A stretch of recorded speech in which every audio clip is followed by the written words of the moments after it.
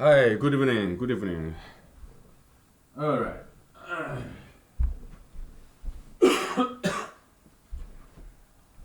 Hey, was did I say something too harsh about President Trump? I'm sorry. All right. Yeah. Yeah.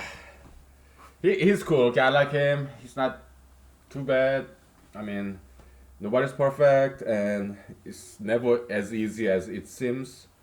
It's easy to criticize. Yeah, but he's fine.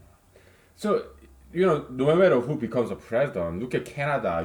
They have the prime minister, whatever, Justin Trudeau, and we have President Donald Trump, right? But Canada, America country, is doing just fine, right? Although Canada's leader, America's leader, they're not the brightest, they're not the smartest, right? Yeah, but Canada, America country is just doing just fine, right? Do you know what that means?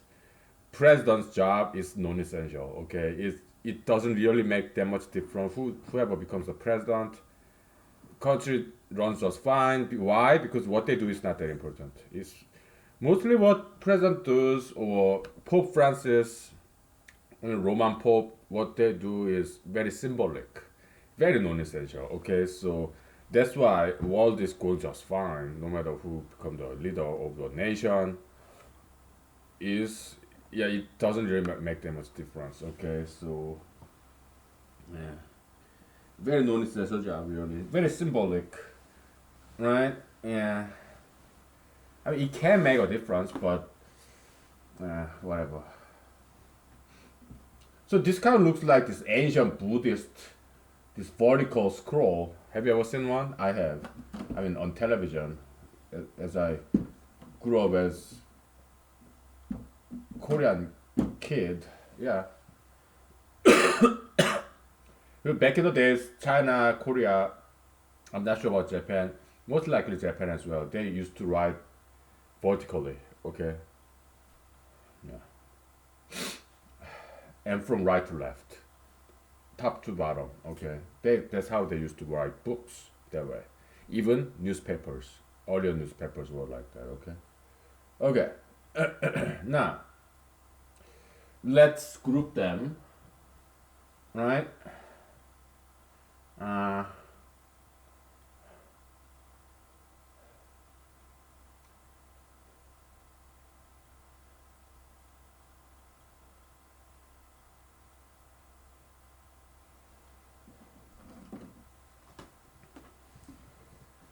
so,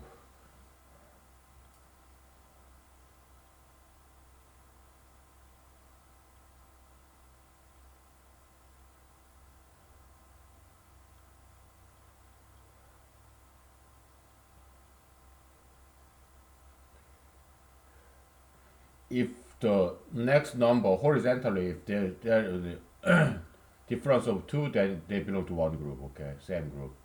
So that's what we are doing.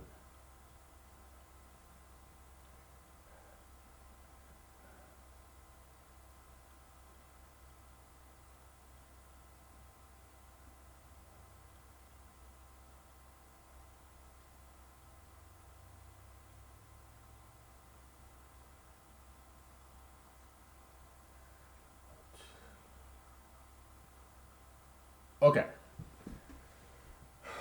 Yeah. It took us whole episode and plus that we drew this yesterday. So now it's time for some payback. I mean, back pay. Quoting from kind of in reverse of the Jim Carrey's movie Mask, right? All right. Let's see what's going on here.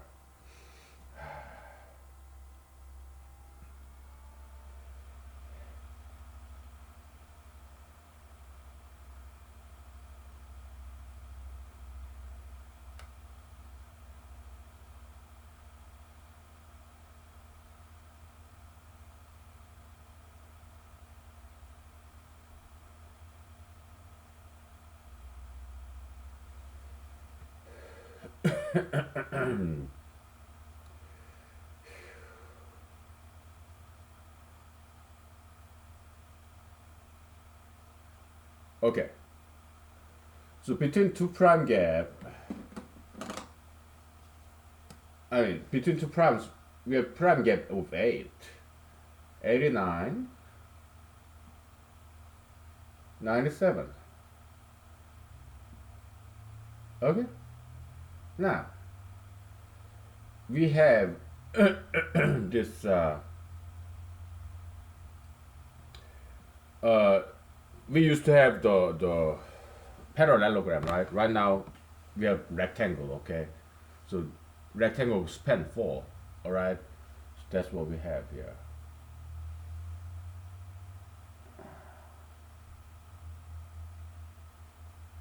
Okay.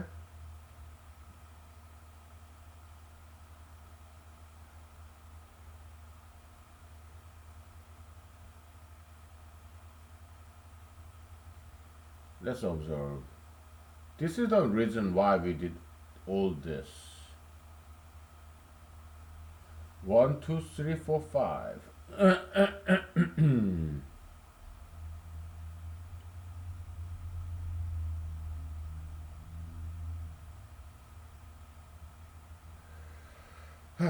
Can we? So, in theory, we thought it would be possible because here you have prime gap 8, so all the numbers, the 4 numbers in between, they could be all odd uh, composite. We thought that would be possible. Okay. Um,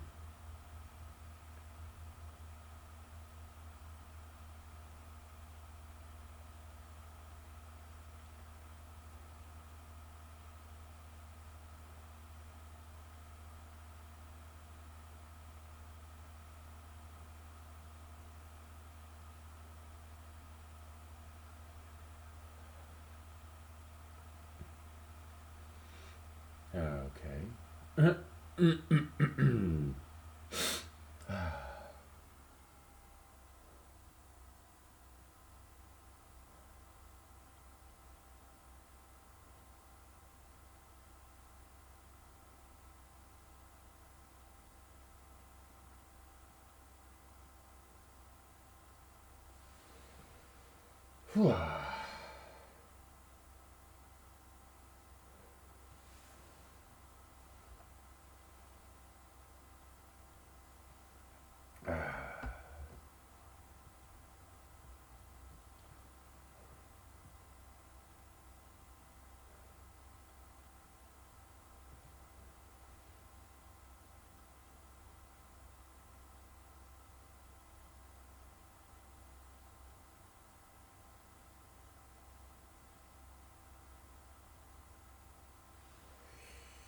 Okay.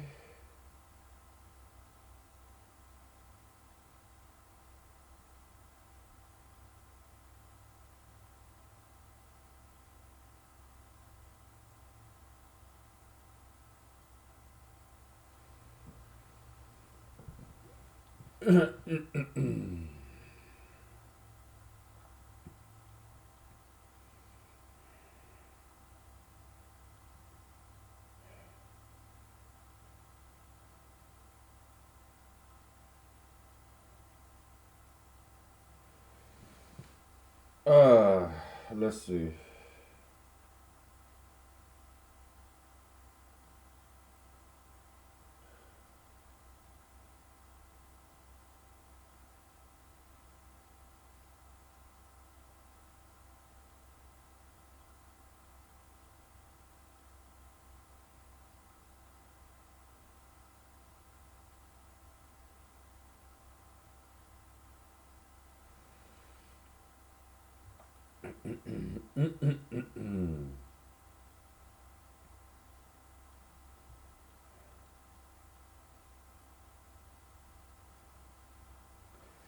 Let's bring back the old whiteboard, okay? Because this is a little bit confusing to me.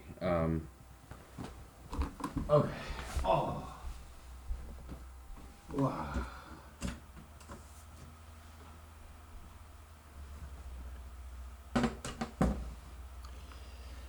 Uh, this epsilon minus p triangle actually is easier to understand but more difficult to draw. All right, because we are swapping the horizontally the numbers. We're reversing the order, horizontal ordering. So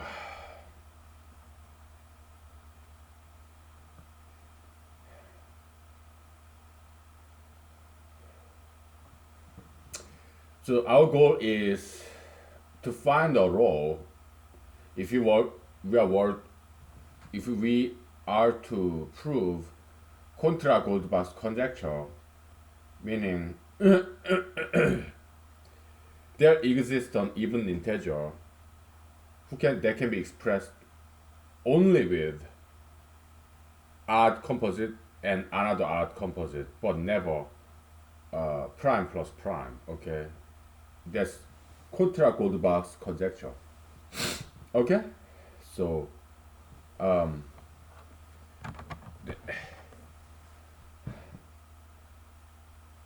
yeah, so there's a even.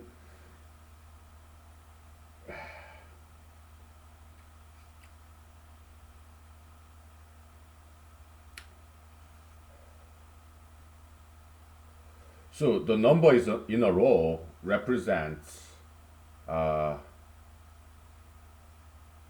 the complement of each prime numbers.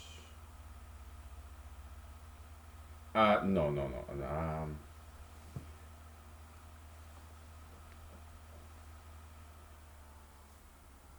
Okay, okay, okay, okay.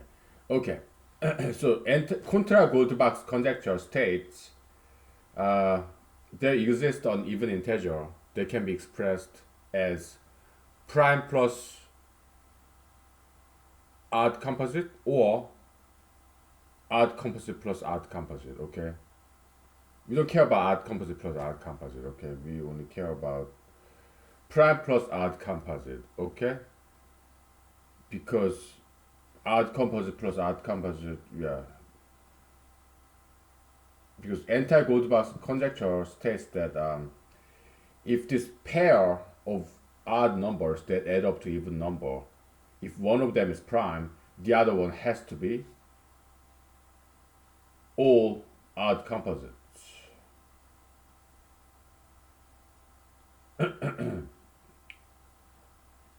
Okay, yeah. There exists such a row, such an even number, such that all the numbers in the row consist strictly of composites.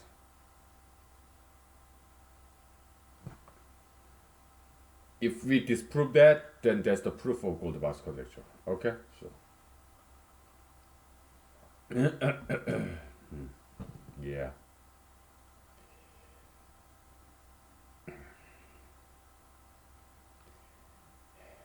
We want to prove why that's impossible.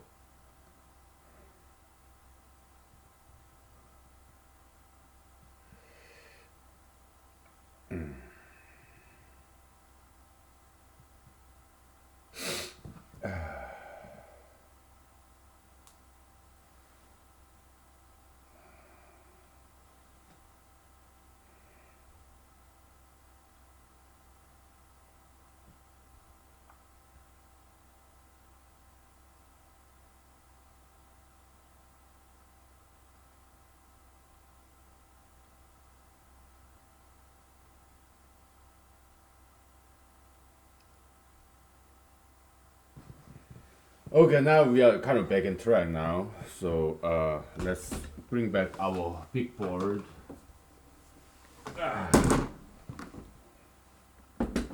Okay.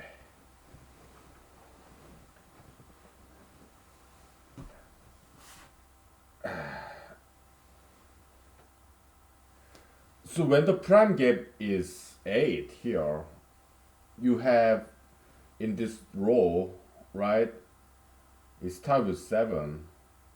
So basically 96 minus 89 is 7. Okay? So it starts with 7.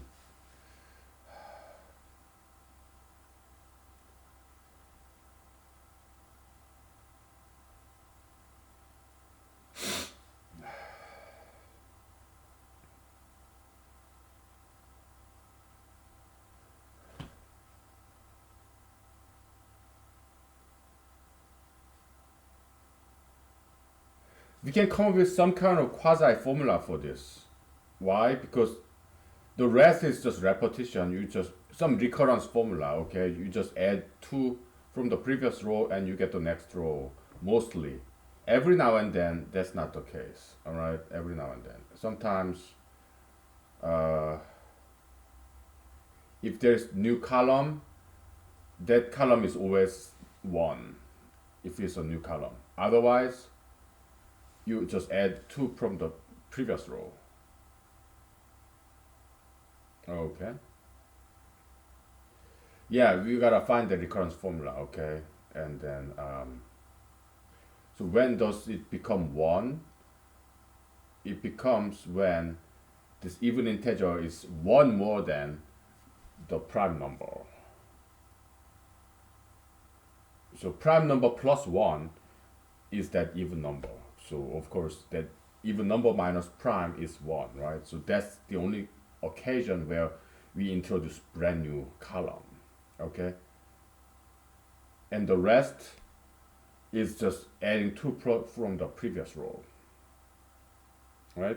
So okay, very good, very good. We'll take 5 minutes break. Okay, so because we are now understanding what's going on. Okay, at least we got recurrence formula, right? Okay, very good. And then the width of this block corresponds to prime gap divided by 4. Okay, 1, 2, 3, 4. Yes. Mm-hmm. All right, let's take a break. How interesting. Okay.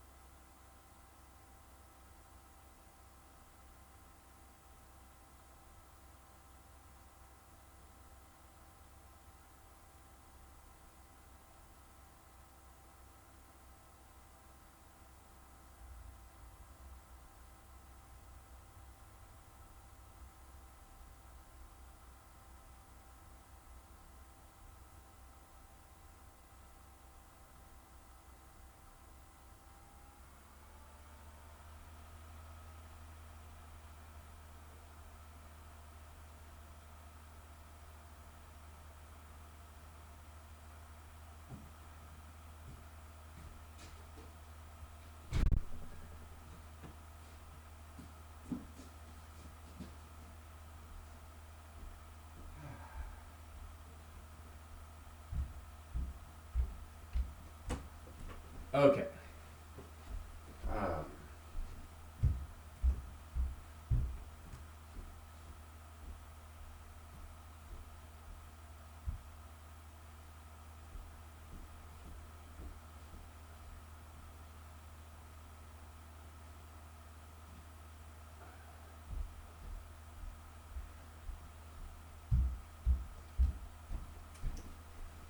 So, you know, I've seen some news articles. So, yeah, today's coronavirus update. How about that?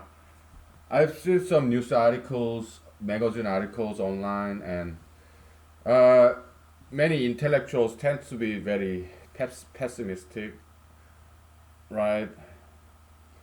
But what we need is optimism. Okay, so I think that's one thing we can learn from President Reagan.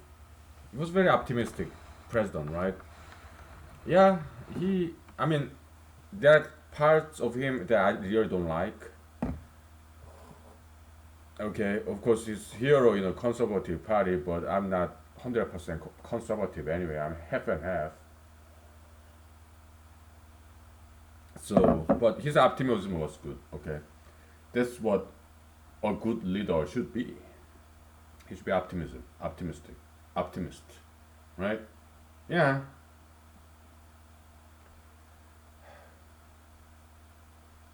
I can make a very good leader, in my opinion. Okay, yeah, because I'm optimistic. Anyways,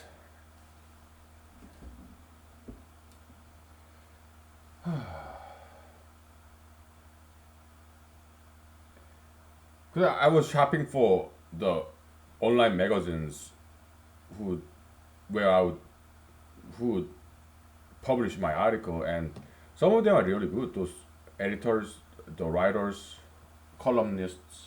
Yeah, I was impressed. Yeah, but some of them too bookish, too book smart, and not very much street smart. Okay, that's kind of imbalance, right? And did I tell you negatively about elites? No, they're not. Most of them are good. Elites, yeah, who went to like top schools. Yeah, most of them are very nice people because many of them. I have many friends who went to top schools. Okay, they're cool. Okay, I have nothing against them. Yeah, we need them, elites. Yeah, no, they're not bad people. No, and they could be very effective, good leaders too. Like FDR, I think he went to Harvard. Okay, yeah, Kennedy, right? They could be effective leaders. Yeah, yeah. General Patton, right? Yeah, he went to West Point. Yeah, they could be very effective leaders. Okay, because General Patton, if they let him do his things and forgive him of his uh, small mistakes, like slapping a soldier's face, what's the big deal, right? If they let him just do his thing with his tanks, they could have ended World War II very early. Why? Because the German tank and German soldiers, German generals, they are no, by no means no match for General Patton and his tanks. Okay, because he is very effective general with his tanks. Okay, he was invincible. Okay, so I guess other generals like Eisenhower kind of got jealous of General Patton because he's just too superb, superior. So they didn't. They kind of suppressed him out of jealousy. That's why so many people died. Again, politics in military, right? They if they used General Patton early on, then World War II would have been over very soon. Okay, but they didn't. Why? They suppressed General Patton and also General MacArthur as well, because people like General Marshall or Marshall Plan, General Marshall or General Eisenhower, they are jealous of General Patton and General MacArthur because they know those two guys are by far better than they themselves in Europe. So they suppressed those General MacArthur and General Patton. Okay, so that's why so many people died, just because those the more political powerful American generals in European theater, uh, they were jealous of General Patton and General MacArthur. Okay, so that's why they sent General MacArthur to Pacific theater, which is less prominent theater of the war, and also General Patton, they sent him to Africa, Middle East. Okay, out of jealousy. Horrible, right? They could have saved so many American soldiers, European soldiers, civil and also civil European civilians if they brought General Patton sooner to Europe. They didn't, out of jealousy, professional jealousy. Okay, horrible. So General Eisenhower, I don't really have high opinion of him. I'm sorry. Okay, personal ambition over putting his personal ambition over American soldiers' lives like that. That's a no go.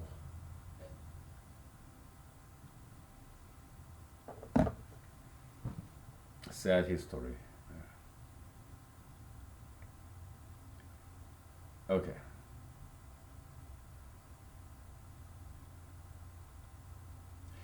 You know what my ancestor did in Korea? Uh, my ancestor, like 19th of ancestor, was the prince. Okay, son, the primogenitor, the oldest son of king who established this Mr. Lee dynasty. Okay, so the yeah, Lee is the family name that's used to be royal back in the days. Okay, so yeah, the Joseon dynasty, they lasted like 500 years. Okay, they're the Lee dynasty. Okay, so in Korea. Okay, and the first king of the Lee dynasty who established this kingdom in Korea about 600 700 years ago, something like that. Okay, so and his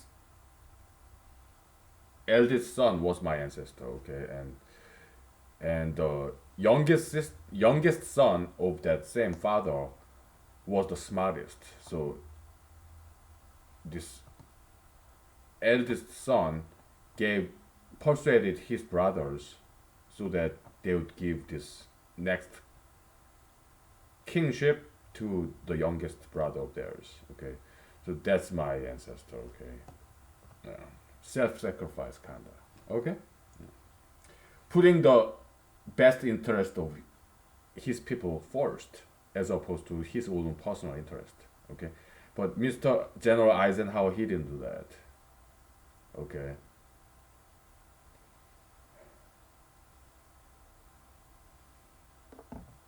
Such a shame.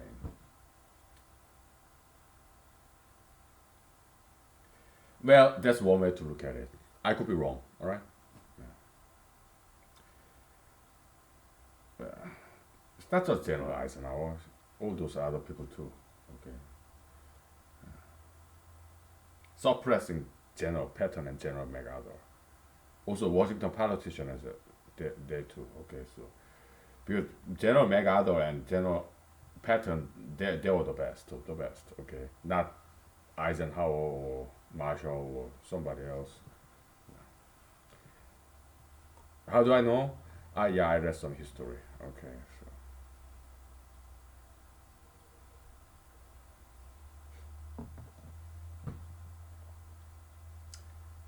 so okay.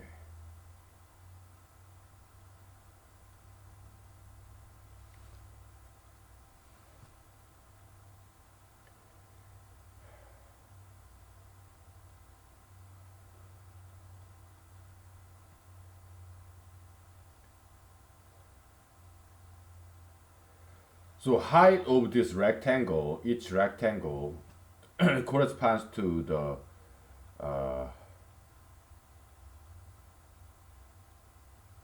prime get divided by 2. Okay, all right. Mm-hmm.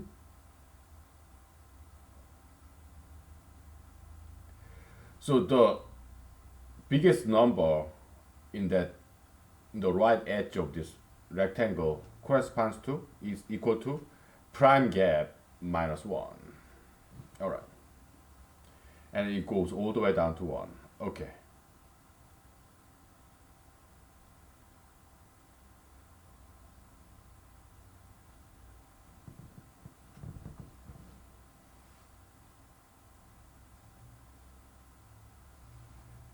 And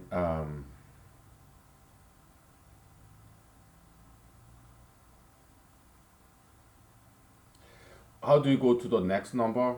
I mean, previous number? Yeah, minus prime gap. Okay.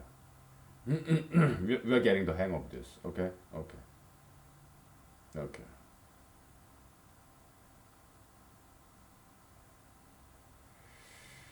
Okay.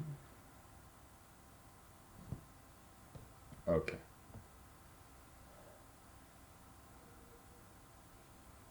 By the way, this is a huge compliment, okay? General Patton and President Trump, they are like spitting image of each other, okay? So President Trump very much look like General Patton, okay? The facial photo comparison, yeah, there's astonishing similarity. But President Trump, yeah, there's some similarity between President Trump and General Patton, okay? But I don't think President Trump is nearly as brilliant as General Patton. I doubt it. Okay, he's not too bad, all right. But I don't think he's. I do not think he's nearly as brilliant as General Patton because General Patton is a very creative individual. He studied like the strategy of German generals. Right? I guess somehow he translated to English. I'm not sure if General Patton understood German. Okay, so maybe this is an English translation, most likely. This German general who wrote about his strategy and also he published it, which is kind of unwise as a general. But yeah, he did publish it, and I guess somebody translated to English, and General Patton studied that. Okay, yeah. Not only that, General Patton also ordered his army pastor. Army has pastors, right? I forgot how they call that position.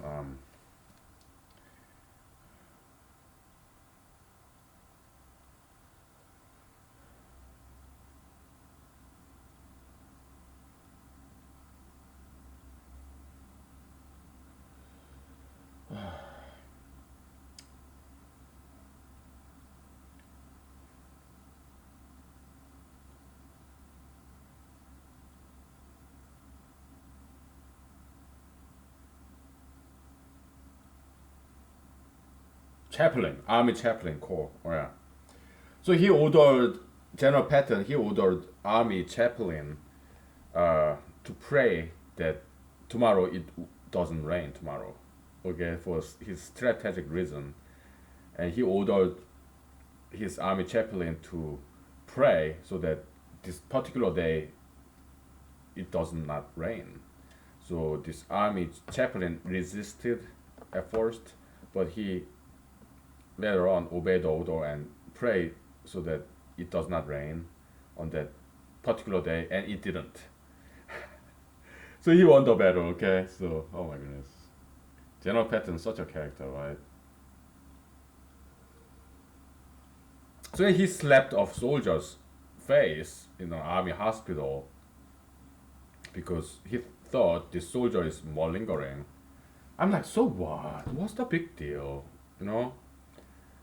But it got this negative press, and politicians and other army generals, they went along with this public opinion, and so they didn't quite demote General Patton, but took him out of assignment for a while, and then World War II was kind of this allied force, America, they were not quite winning, so they brought back the General Patton, and now they start to win. Okay, so General Patton, he's invincible. All right, they should have used General Patton and his tanks, his army, sooner.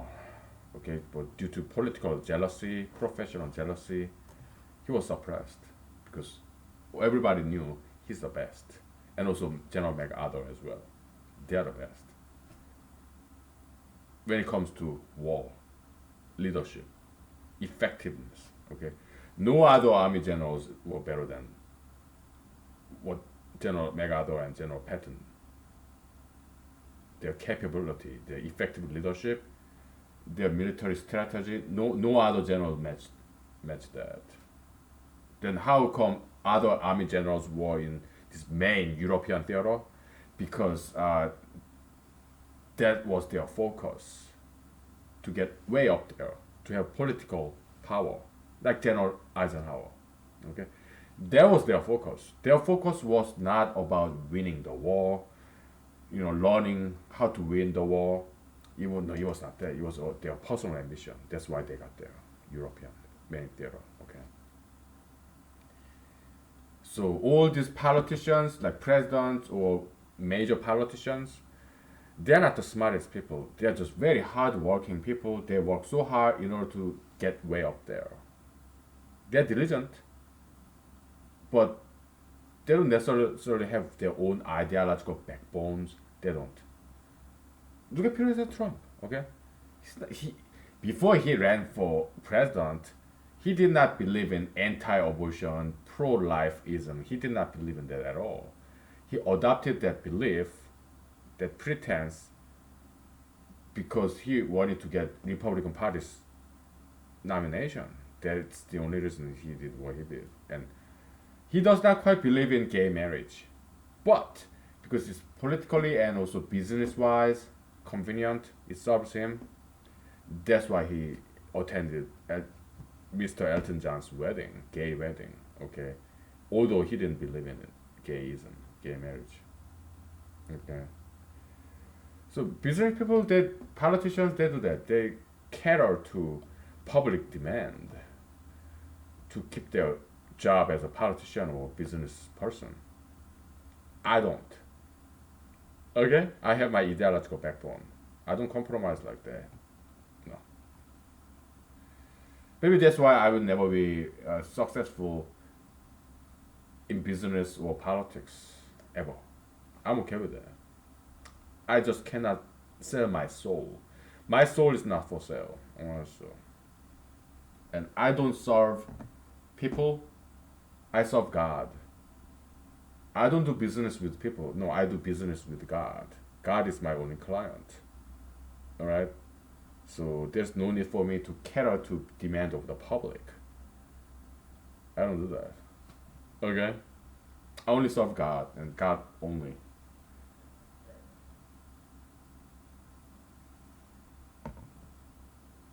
Okay. We'll take 5 minutes break. All right? Okay.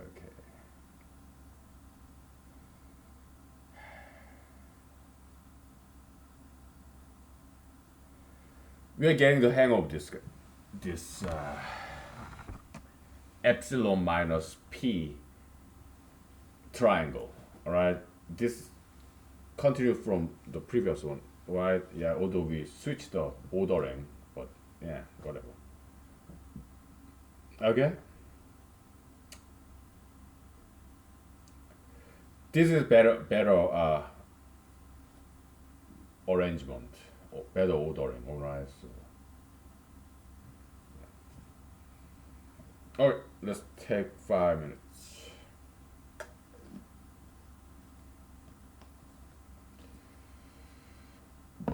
Okay.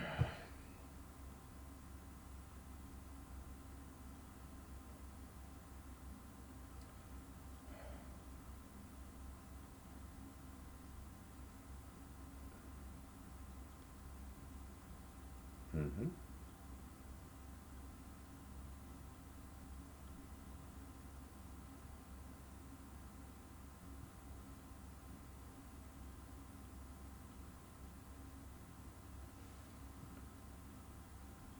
Okay. All right. Interesting approach.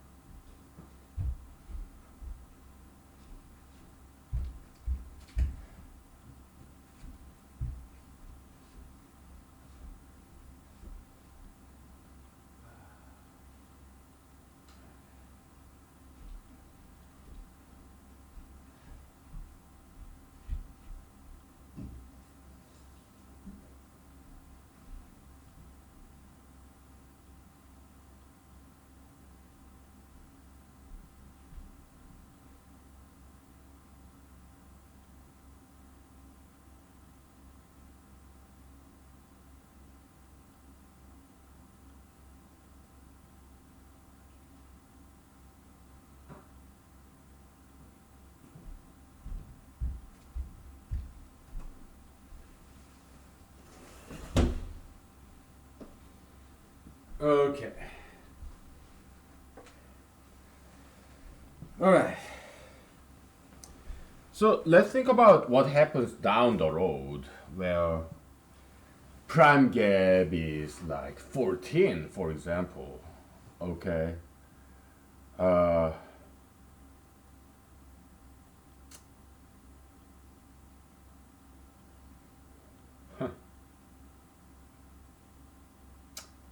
we'll do one more row, okay? So, no, no, no, no, no, no. It will take a lot more rows to overcome this 14. It will be like all the way to 128. So we don't have enough room for that. Okay.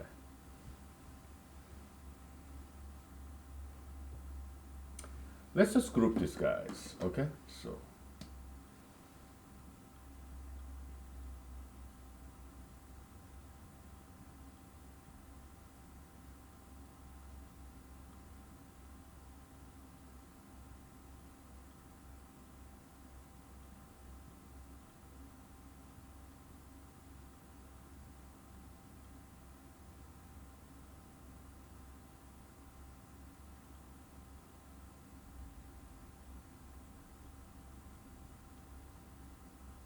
okay.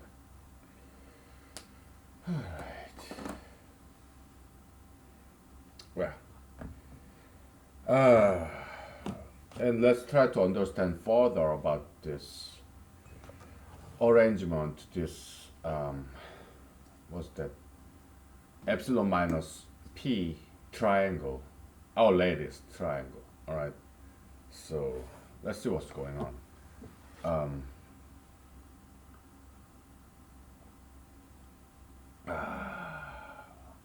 so prime gap is always even. So prime gap divided by 2, that's the height of these rectangles, these blocks. Okay, we know that much.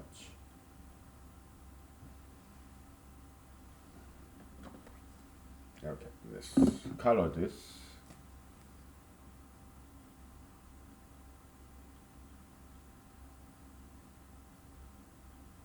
Okay.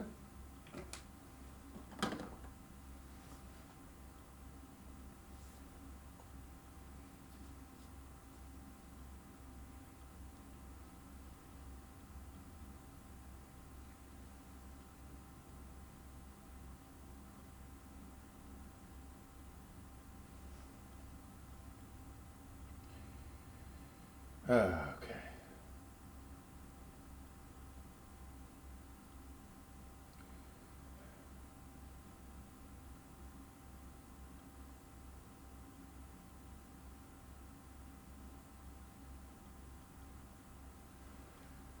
Okay.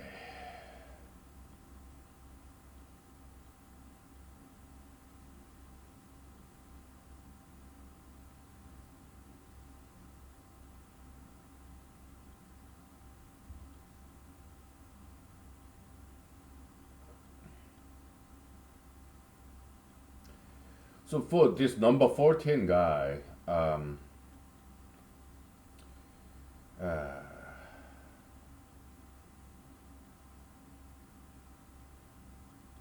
or well, number 13, well, 113 and 127, the prime gap between two primes is 14. So the first prime in the pair, you go all the way down to 1, 2, 1, 3, 5, 7, 11, 7, 9, 11, 13. Okay, so that's how this guy was, right? When prime gap is 8, the first number, it goes all the way down to 7. Okay. Yeah, yeah, we know that much. Okay, 1 to all the way to 13. Okay, okay.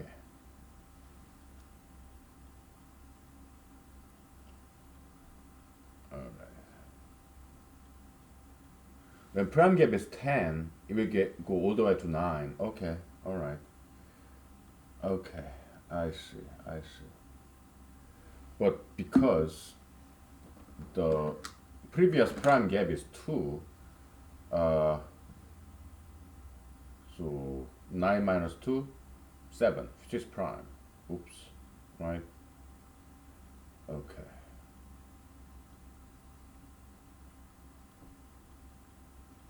Well, I'm sorry. Uh, 9 plus 2, 11. Okay, we have to add. All right.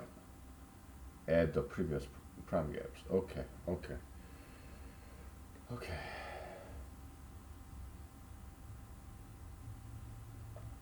Mm-hmm.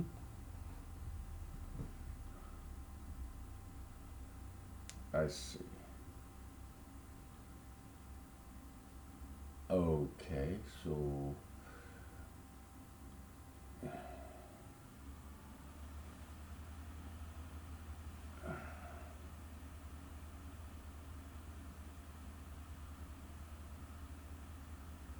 okay.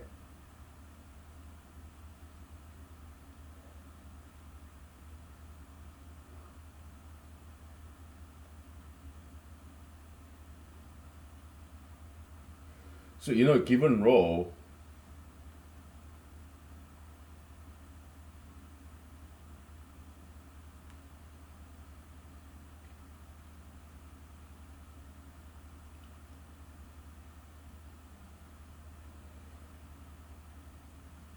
if this length of rectangle increases, the very first number is 1.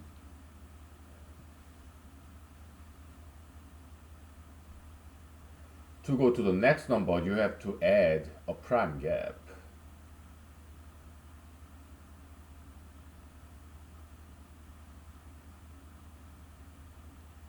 All right. Okay.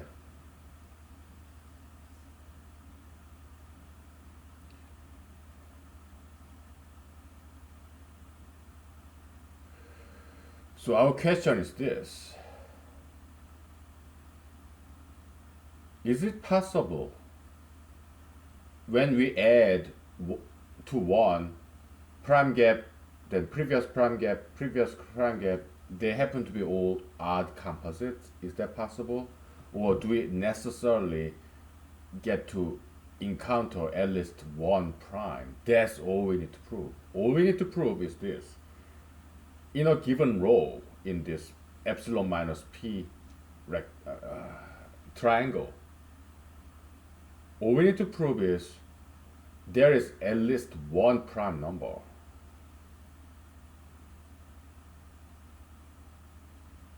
For every single row up here.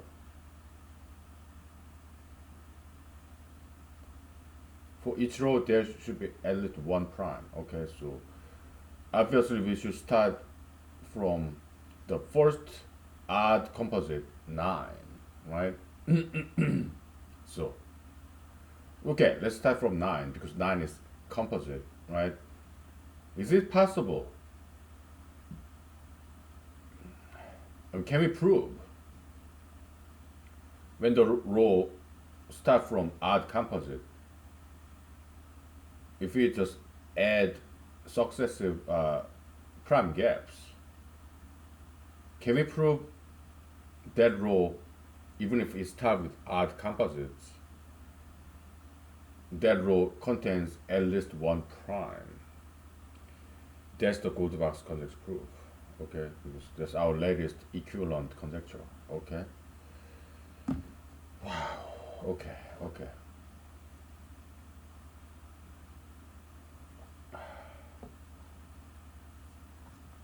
I mean, if we start with 1, 3, 5, they're primes, right? So we don't need to look at that, okay? Because there's already at least one prime there from the get-go beginning, right? Yeah. So odd composite plus some prime gaps. Can we prove that there exists at least one prime there? Okay? Probably that's a lot easier to prove than Goldbach's conjecture itself, but it's mathematically equivalent. That's, yeah, equivalence transformation, that's one of our methodology. The other methodology is systematic enumeration, right? Yeah.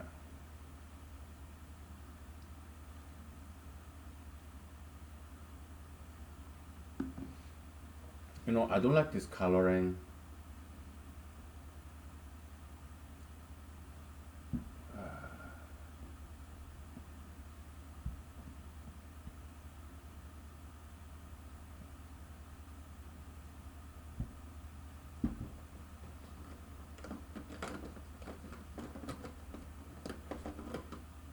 Okay.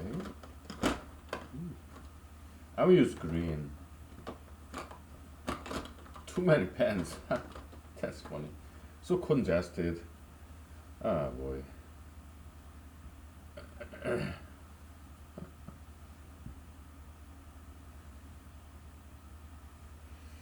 Okay. Hola, pero. Okay.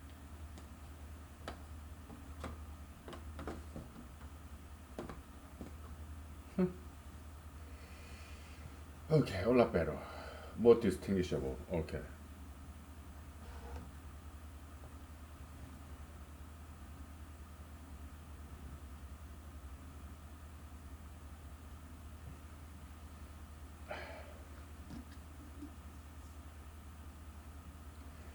So, your prime gap 10, right? So, between 139 and 149, so down the column, down the rows, uh,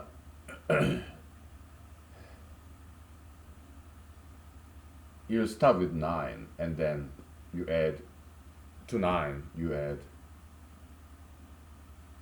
11. I mean, you add 2 because that's the prime gap.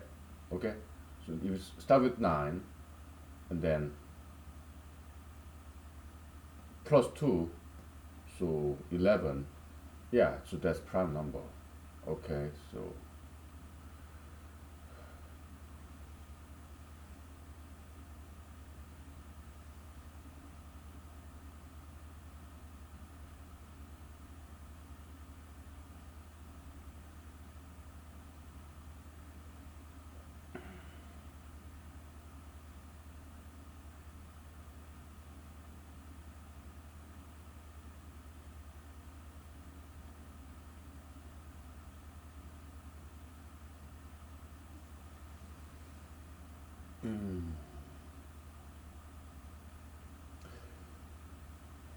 So we only need to look at prime gap where prime gap is odd composite plus 1. Okay, like 10 or so odd composite sequence was like 9, 15, 21, 27, 25, 27, blah blah, right? So we only need to look at prime gap, like those odd composite plus 1, like 10, 16, 22, 27, 28, stuff like that, right? So, okay.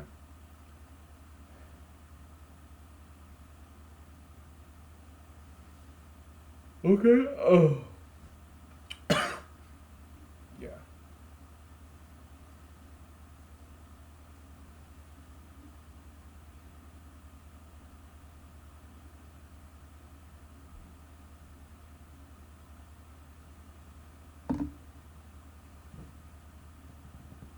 Mm.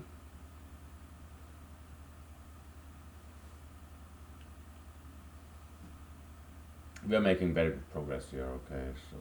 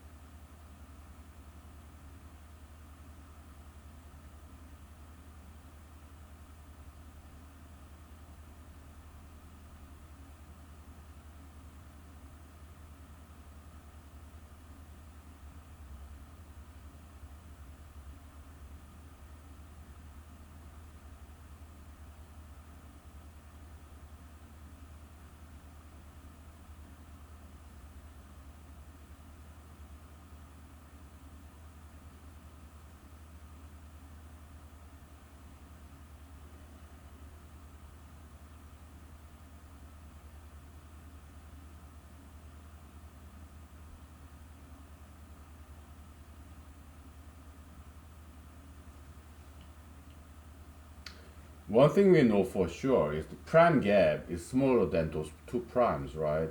Mostly, right? Yeah.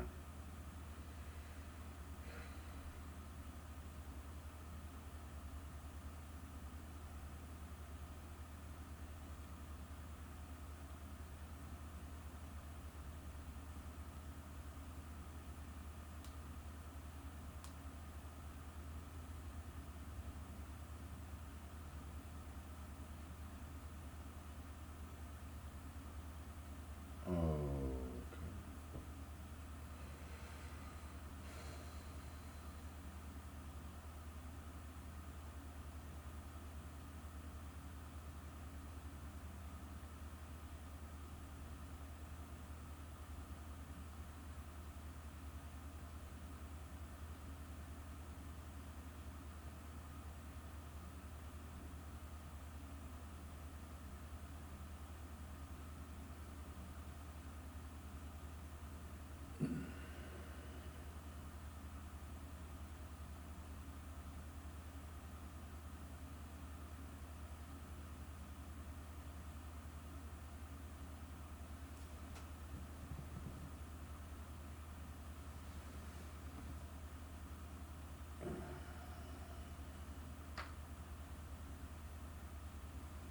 so between two adjacent primes, we have prime gap. Okay, so and then prime gap minus one.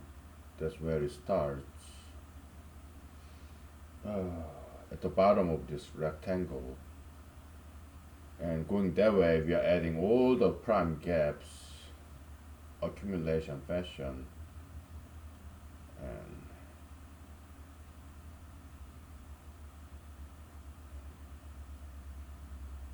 how can we prove that there's at least one prime there on that row?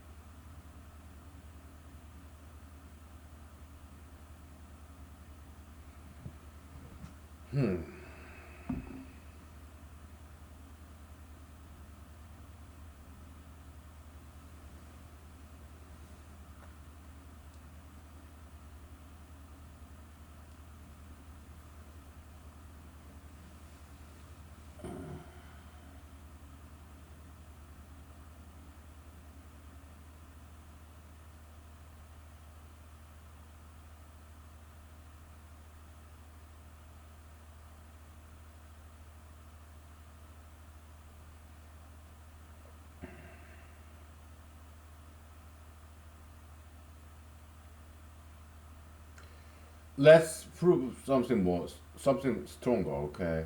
Stronger than Goldbach's conjecture.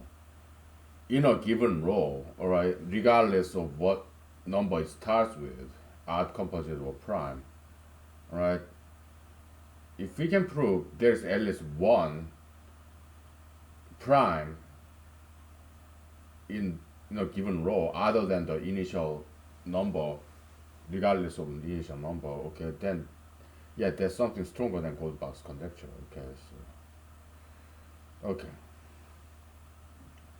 because it's easier to think that way, okay, and think of that. All right.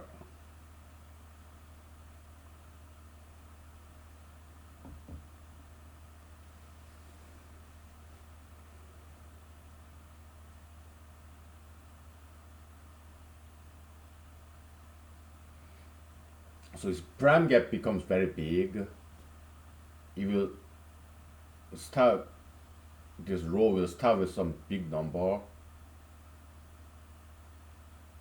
but still, and the number will, from that big number, it will get bigger and bigger and bigger in a given row when we go that way. Okay. And prime number get rarer and rarer, rarer, right? Okay.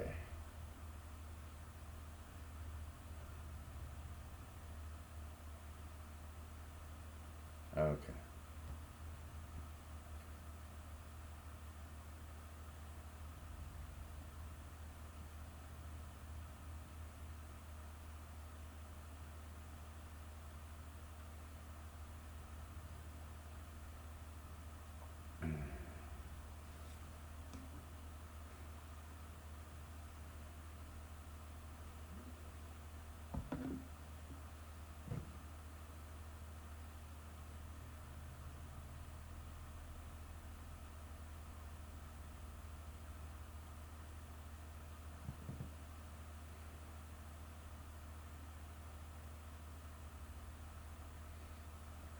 Let's take a break, okay? And I'm gonna look up weak Goldbach's conjecture proof, right? I'm kind of wondering how uh, the gentleman proved that. Let me look it up, okay? Maybe we get some inspiration from there. I don't. Okay? Kind of curious. Okay. Let's take a break.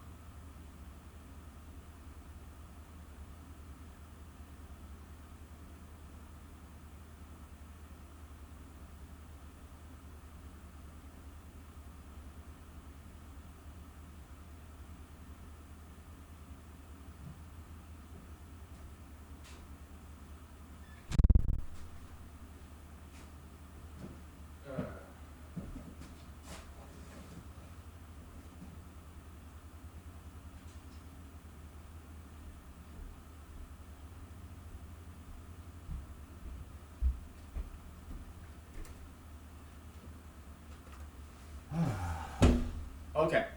So I downloaded this 79 page of this gold box weak conjecture proof by this mathematics professor, which is widely accepted as the true proof. And he uploaded that in archive.com or org, something like that, archive with X. And as far as I recall, that's also the website. It's not a peer-reviewed journal. It's, I guess anybody can just upload whatever. Yeah, Perelman, Mr. Gospodin Perelman, he also uploaded his proof of Poincare conjecture there, right? But it doesn't matter why. He was award, he refused, but he was awarded with this Fields Medal or something anyway, right? So proof is proof, numbers don't lie. So maybe that's what I'm gonna do, huh? I don't know. Yeah. So, but this professor, he used higher mathematics that I don't quite understand. All right, so yeah, like integral and whatever, right? Mod, GCD, those things are easy, but using integral and all those higher mathematics, yeah, I know what integral is, but his proof is like 79 pages long, and it's more mathematics than I know, and more mathematics than I am willing to learn. Okay, so yeah, very professional, very well written proof.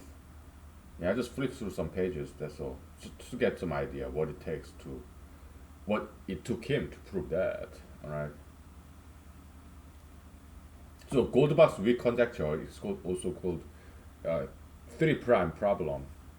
Yeah, any odd number more than five can be expressed as summation of three primes. Okay, that's what that is. Okay. Yeah.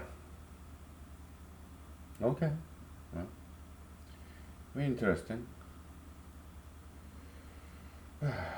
But yeah, we're not gonna take that approach because I'm not gonna learn all that mathematics. Okay, I don't want to. All right. We'll just keep doing what we've been doing. Okay, so okay. Okay.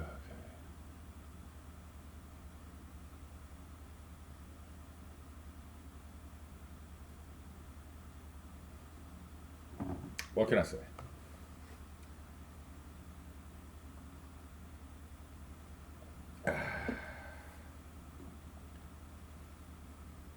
All right.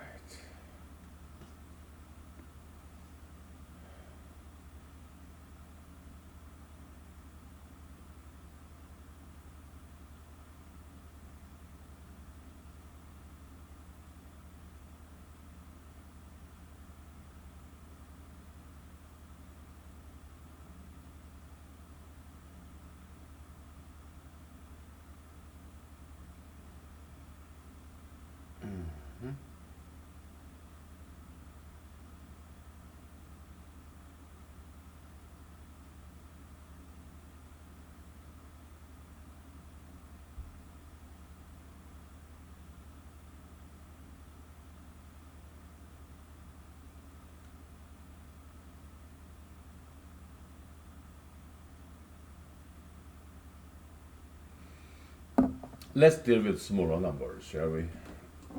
Yeah. Yeah, let's deal with smaller numbers. Okay. And let's transfer some pens over there so that it does not get overcrowded in that case. All right.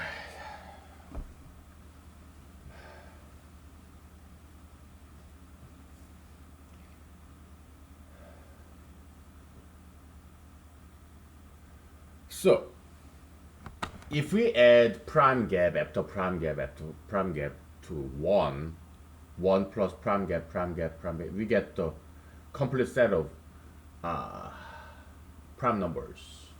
Okay? Now,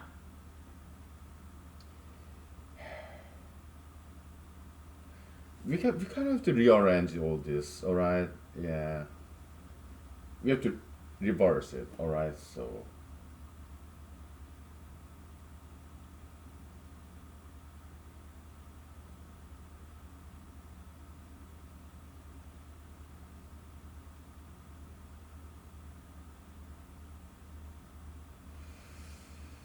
okay.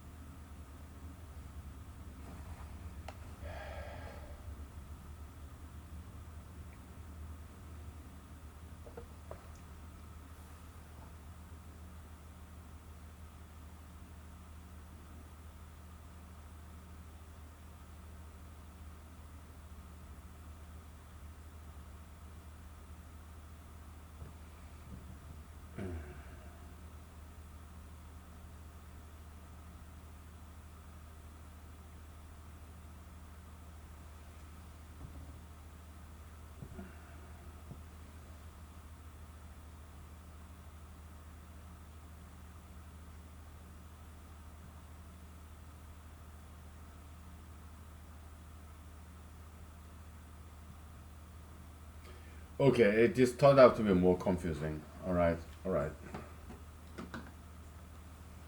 And because we ordered it in a different way, not necessarily the wrong way, but yeah, we'll stick with this convention. Okay, so 48, that's small enough, so it's not too bad. Okay.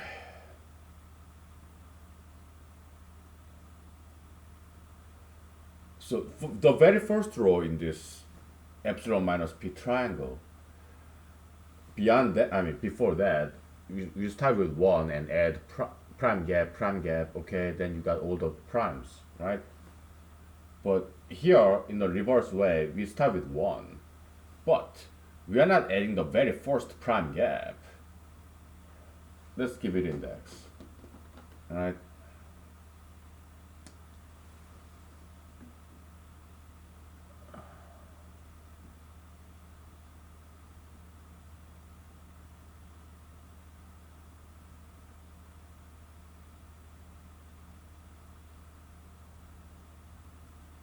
Alright.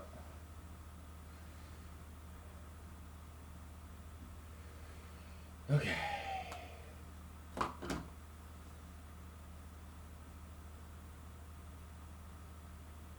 So we start with 1 and add first prime gap equals 3, and all the way to, we accumulate the prime gap, all the way to 14th prime gap, it becomes 47.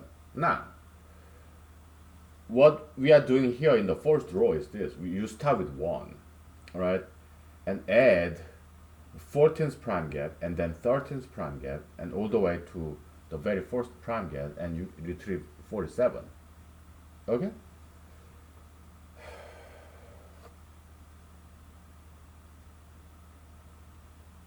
Yeah. But you're adding prime gap in a reverse order. Alright, so that's the difference here. Okay? How interesting. If you order the prime gap in order, correct order, you get all the primes. But if you add the prime gap in a reverse order, some numbers are primes and some numbers are composites. Question is, when we add prime gaps in a reverse order, does there always exist at least one prime? We know it won't be all primes, or maybe that could be possible, but most likely there'll be a mixture of primes and non-primes, primes and composites, right? The question is it guaranteed to have at least one prime? So that's the question. Or does it exist where they're all composites in a given role. Not likely, right?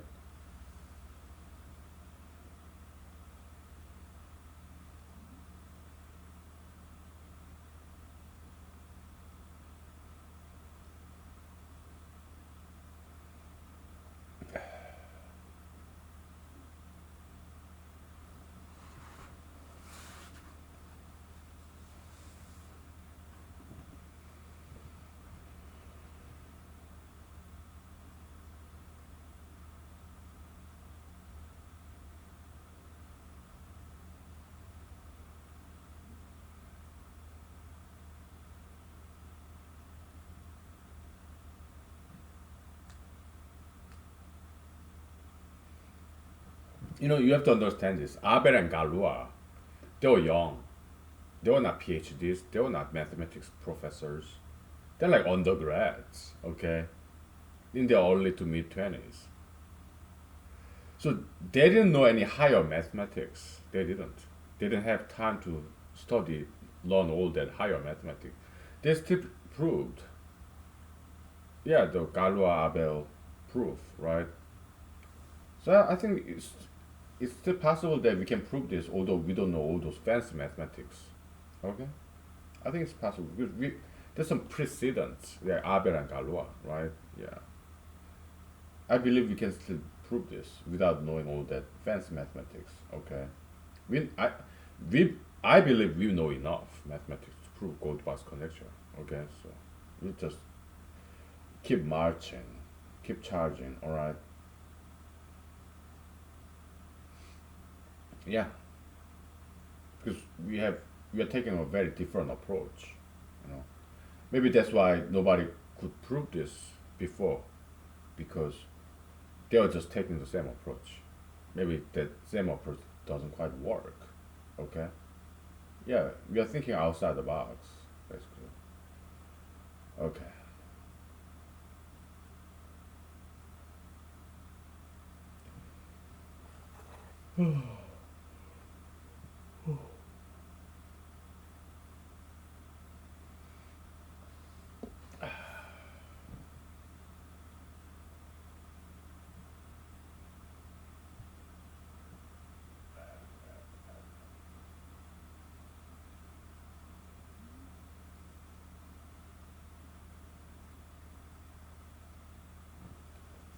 Let's just focus on the row that start with one on the right side. Okay. Then we talk about other stuff. Why? Because it's easy to think about. Okay. So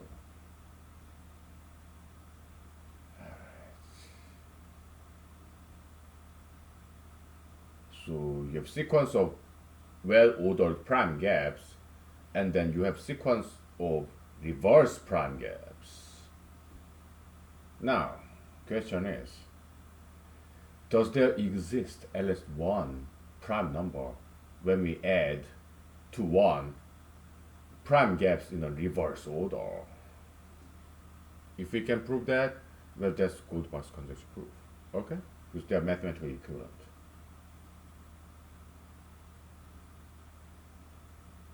Hmm.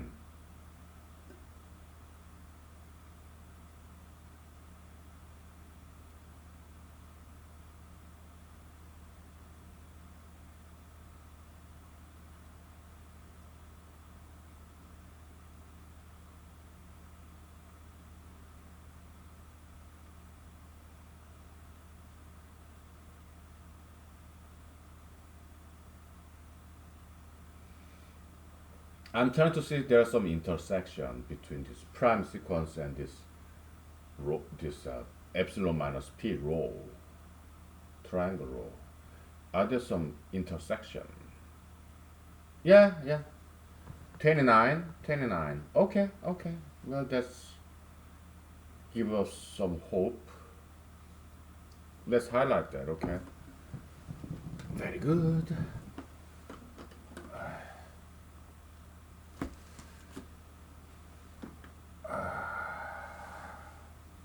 Some intersection.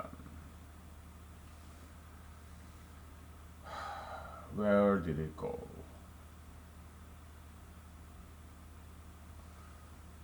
31, 31. I'm sorry. Oh boy.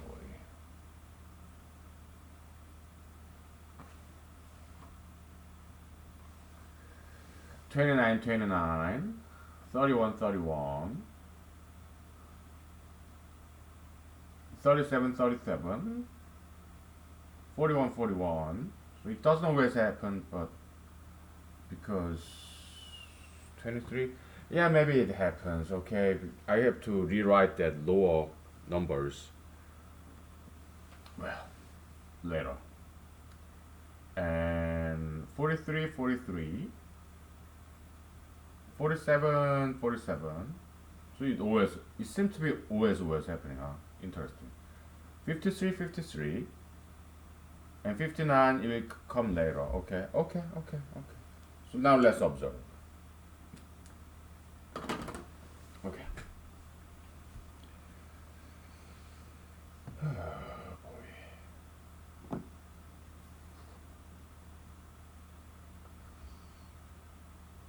Yeah, this intersection does not happen on every single row, but still, it seems to happen for all the prime numbers.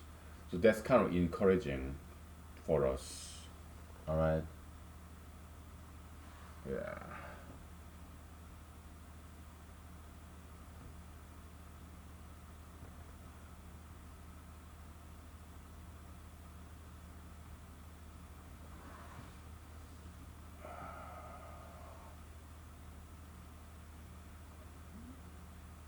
It seems to happen in every single column. Okay, intersection 29, 29. It seems to happen for every single column. That's what it seems. That's kind of encouraging. Okay, so okay.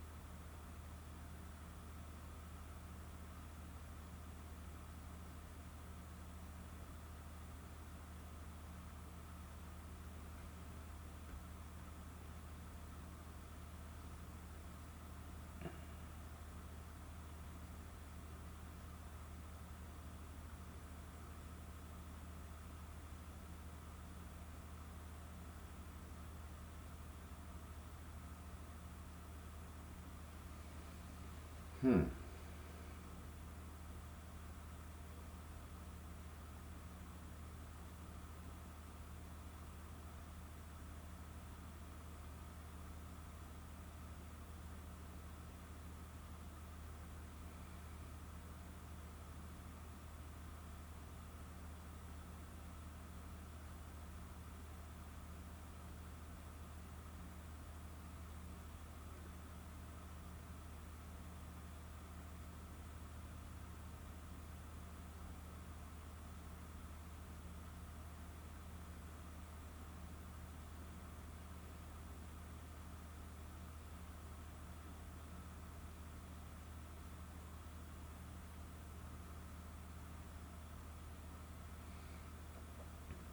And this intersection happens about halfway. About halfway. Okay, not exactly, but okay. Interesting. We are observing the behaviorism of numbers, right?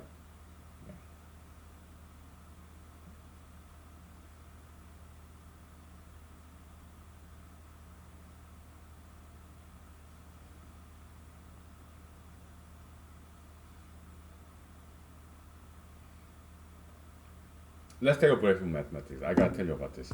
When I was in Korea, like when I was a teenager, okay, I watched this TV show, okay, and there was this character in this Korean TV show back in 1990s. This guy psychology major in college or graduate school, I don't know. He would observe people. He would observe his friends, acquaintances. He would just observe them and write down notes. Okay. And one of his acquaintances, a guy, got mad at him.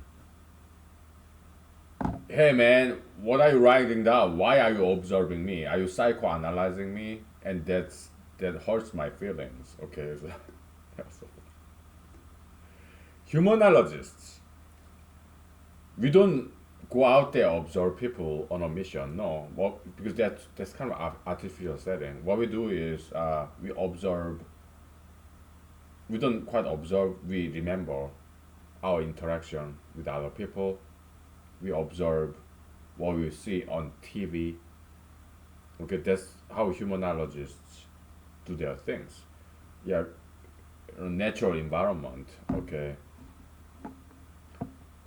I'm not denying the value of experimental psychology. They got some good stuff there because I've seen some. Okay, yeah. Like there's this baby, like 1 month old, 2 months, 3 months old baby. Can this 3 months old baby perceive human beauty like we do? Okay, this male baby, and they showed a picture of two ladies, one very attractive to our male adults' eyes, another female, not as attractive according to our male adult standard. And baby, 3 months old male baby could perceive the difference because they stare at this more attractive lady longer time. Okay, that was very good experimental psychology. Okay, nobody got hurt. Okay, and yes, very smart experimental design in psychology. I appreciate that. I do. Okay, but in humanology, we appreciate psychologists, but we do it differently. Okay, it's not introspection per se. It's about recollection. Just remembering what happened in our life, interaction with other people, or what we watch on television. Yeah, that's all. Non-invasive, commonsensical. Okay, let's do this.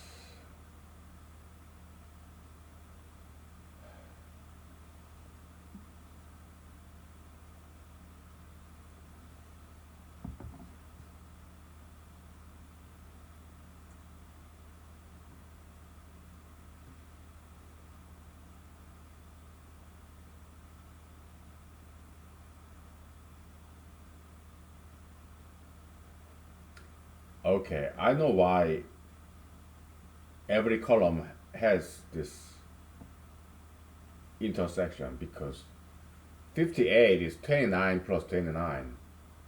62 is 31 plus 32. Okay, that's why this intersection happens. I get it. Okay, that's why. Okay. That's fine. It's kind of obvious, right? Yeah, okay.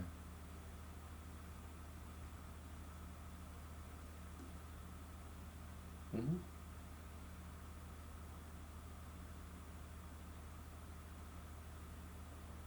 But it's not obvious to me. 41, this prime number, has to happen, must occur. So there's this conjecture, okay, that I just came up with. That just occurred to me. I didn't come up with that. No, God showed me. Okay. And it's through time. It's not like God. I'm hearing voices. No. It's something I observed.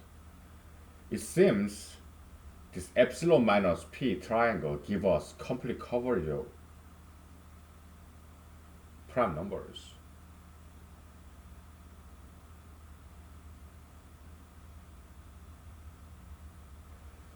Just like Goldbach's conjecture says, Goldbach's triangle give complete coverage of even numbers.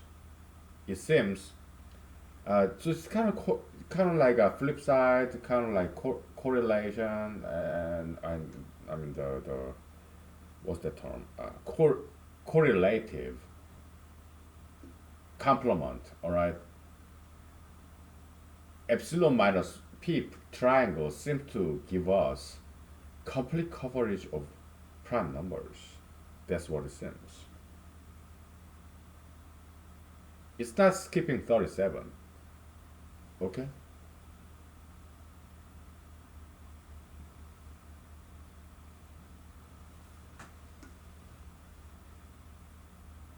Okay.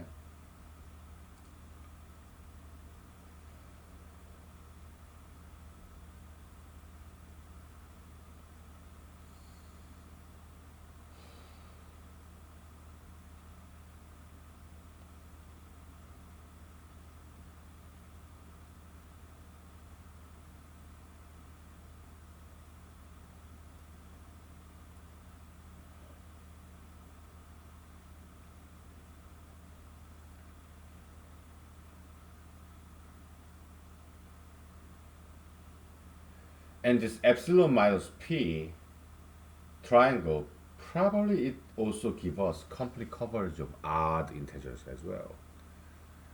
That's another conjecture. I think it's true.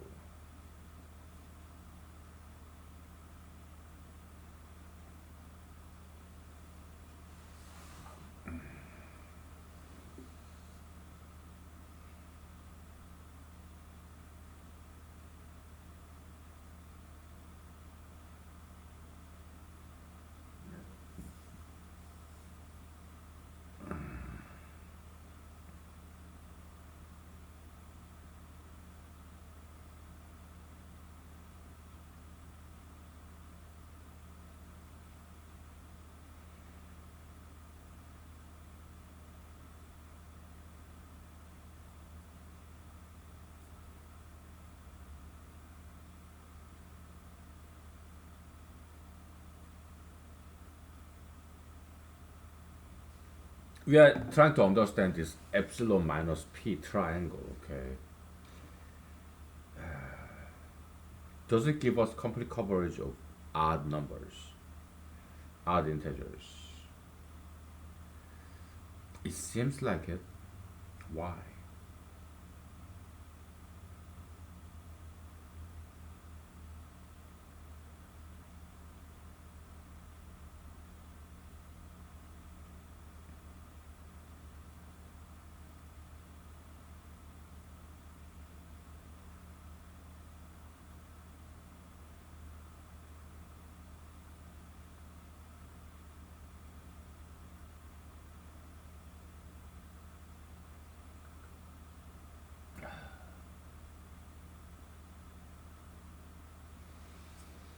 Let's think about this.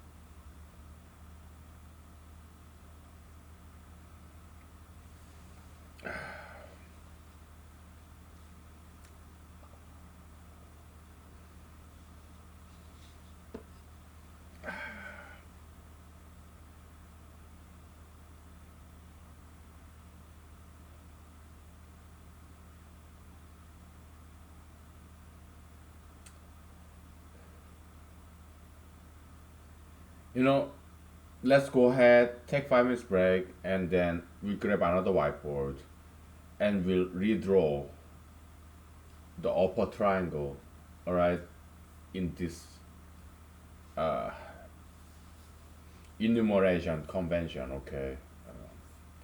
But my right hand is a little bit sore now. Why? Because I had a very busy day today, okay? That's why I'm kind of low energy today, all right? Because I woke up very early this morning, very early this morning, okay? And today was a very long day, all right? So my right hand is very sore, okay? Tendon. So I'm gonna write my left with my left hand after this break, but we need this, all right? we go ahead, finish the upper triangle. Um, in this more efficient convention. Okay? Ordering convention, right? Yeah.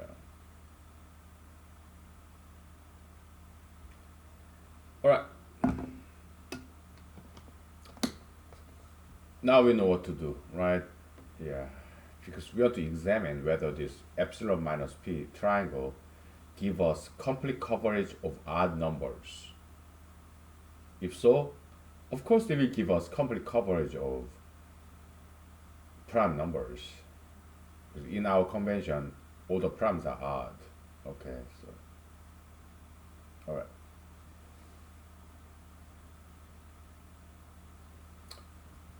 Okay.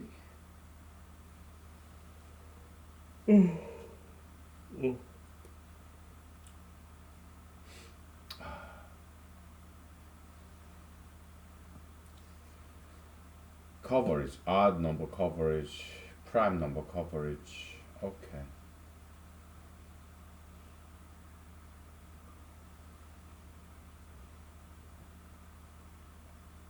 Intersection and coverage of primes in a given row.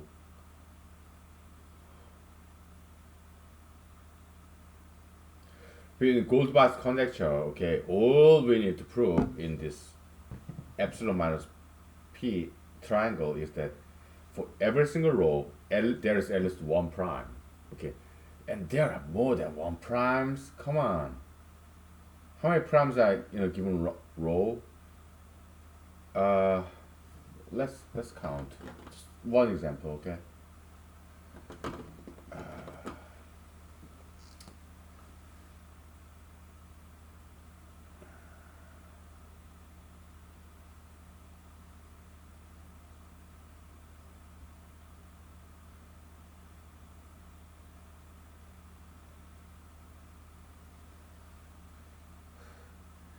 In this row, more than 50%, more than half of the numbers in a given row are primes. Okay, how about next row? More than 50%. Well, how about this guy?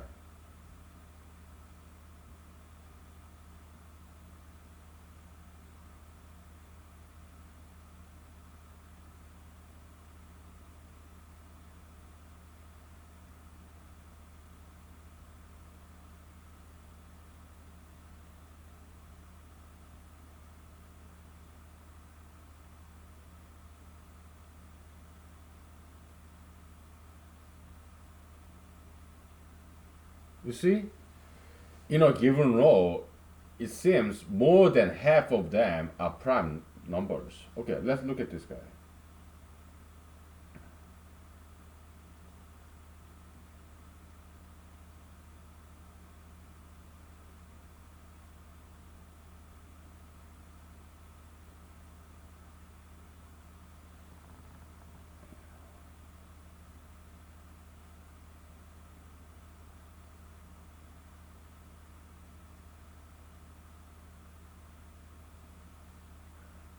Anyone is not prime, okay?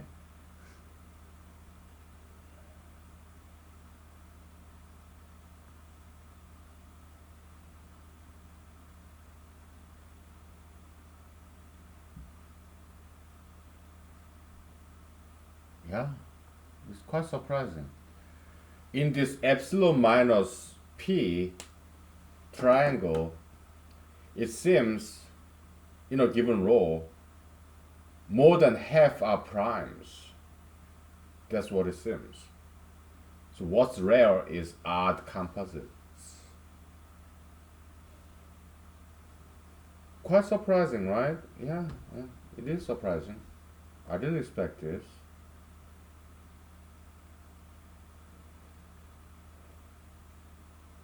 In Goldbach's conjecture, all we gotta prove is that there's at least one prime number in each row. But in our observation, more than half of them maybe like 70%, 80% even, they're primes in this epsilon minus p triangle. So to prove at least one number in this given row is prime, that should not be very difficult. We can probably prove something a lot stronger than that, because it's like 80% of numbers in a given row, they are primes, right?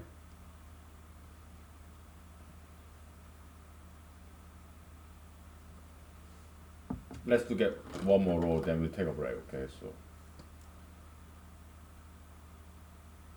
I gotta use my left hand, giving my right hand some break.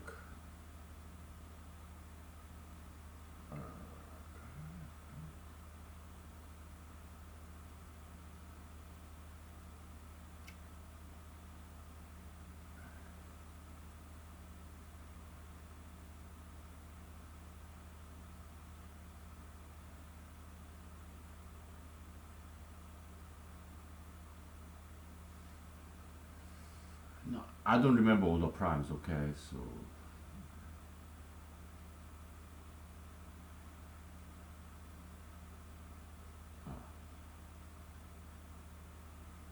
okay, in this row, yeah, number of primes are actually less than 50%, less than half. Okay, okay, fair enough. It's like about 30%.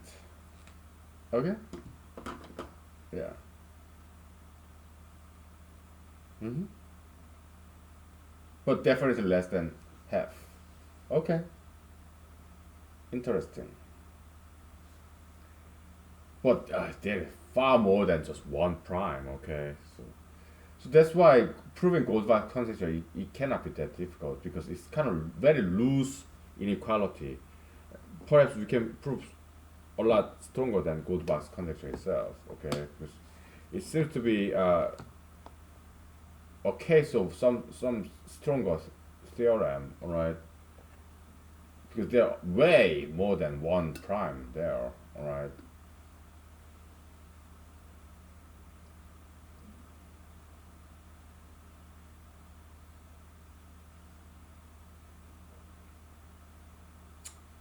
Yeah, here you have almost like 90%. Then you have like 80%, 90%, and then you have like 25%. Here you have like 90%. So it kind of go up and down when it comes to percentage. Okay. Okay. All right. But yeah, there's by far more than one prime in a given row. So okay. All right.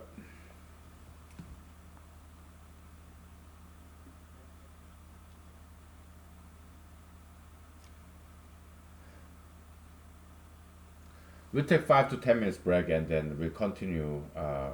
Finish this triangle, the upper triangle. Okay, smaller numbers.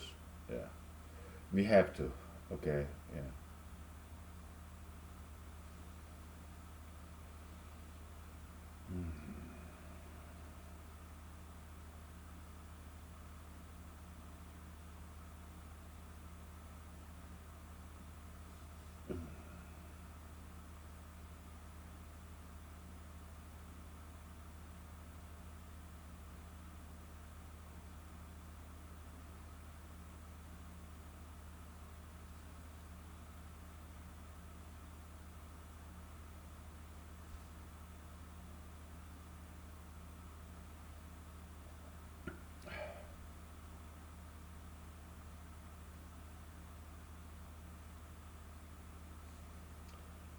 Complete coverage of odd numbers. Okay.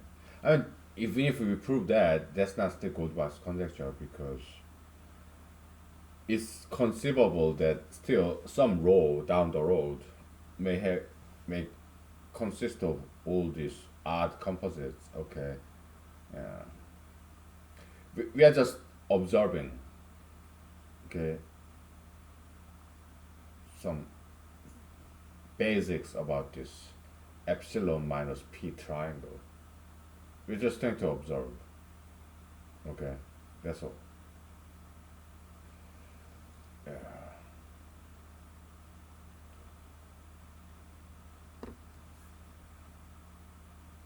Okay, let's take a break. Okay, interesting approach. Yeah, very interesting. Okay.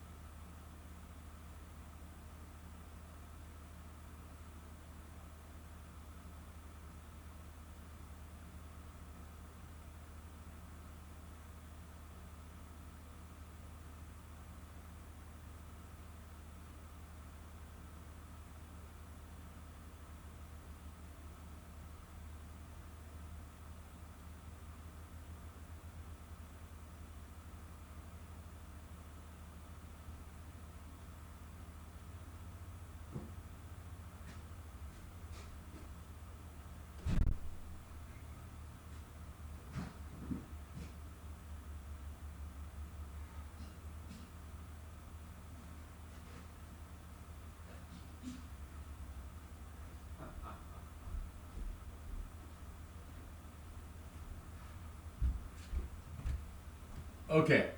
Let's take a break from mathematics, shall we? Okay. Let's talk about abortion.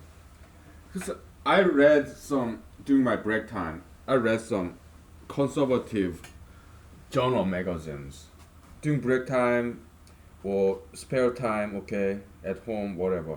So, because I was trying to publish my article that my friends really liked to some national level magazine online, right? Uh, yeah. So then I read some other people's articles and I was impressed. Yeah. Some conservative online magazines, okay, very impressive. But they're conservative, right? So they give in to this pro-life ideology. I was like, you guys, you think you're so smart, but you're not. Not as much, nearly as much as you think you are, right? All these conservative columnists, eh? Editors, not very smart. But they're good writers, okay? So they're pro-lifeists, right? That's how on. That's how that tells me their intellectual level is not that good. Okay, they call themselves conservative intellectuals, but if they are pro-lifeists, their intelligence is not that high. Okay, and here is why. Look, maybe because they are men, but they don't understand women, pregnancy. Okay, conservatives, including President George W. Walker Jr., George W. Bush Jr. Okay. Oh yeah, they say there are alternatives. Yeah, adoption. Adoption is good alternative to abortion. It's not. Why? Because when women get pregnant and give birth to this baby, even surrogate mothers, yeah, mother for hire, right? Surrogate mother, surrogacy. Because I have read this Supreme court cases. Maybe it was not Supreme Court case, but some court case when I was in law school. I think it was contract law. Okay. Yeah, this contract. There's this married couple. They cannot have a baby. Okay. Maybe it's the guy. Maybe it's the girl. I don't know. But they cannot have a baby. I think it was the woman, wife. She cannot. She's barren. She cannot have a child. Okay. But he's normal. So the couple hired a woman, fertile woman, and artificial insemination by this man,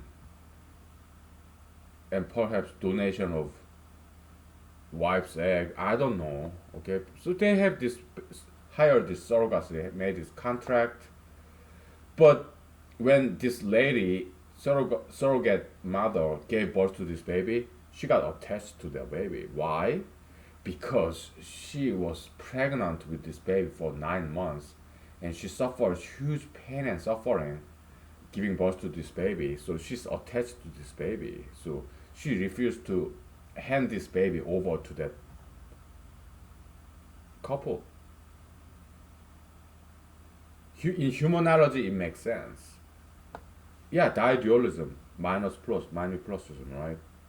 If you suffer enough for this award, you get attached to that.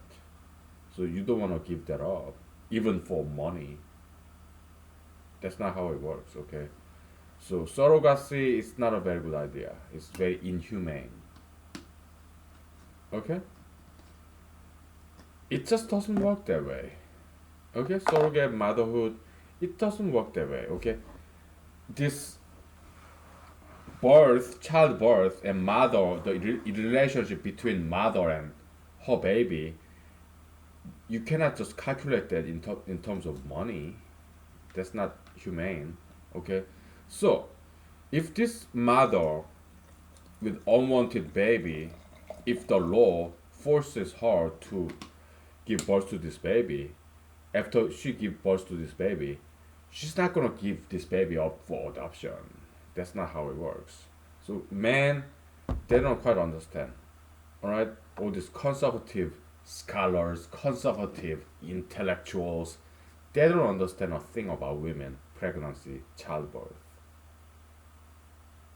I'm a man too, but I know all these court cases, and I'm a humanologist. Yeah, I understand what's going on. Okay, so adoption is not an alternative to abortion. Why? Because once this lady give birth to this child, she's attached to this child, but she cannot feed this child. So then who's gonna feed this child? And also she does not want to give up this child to the adoption agency. Who's gonna feed this child? Yeah, taxpayers. Higher tax, bigger government, lesser freedom. That's why abortion is intellectually so wrong. I mean, not abortion. The anti-abortion law, pro-lifeism, it does not have any intellectual underpinnings. Okay, so these so-called conservative columnists, eh? In these big, like, newspapers, international, online, these magazines, right? All these conservative writers who call themselves top conservative intellectuals, they are not very intelligent people. Okay, I can tell that right away. Okay, like off the bat, they are good writers, but not very smart. Okay, I had to mention that. Okay, so what can I say? All right.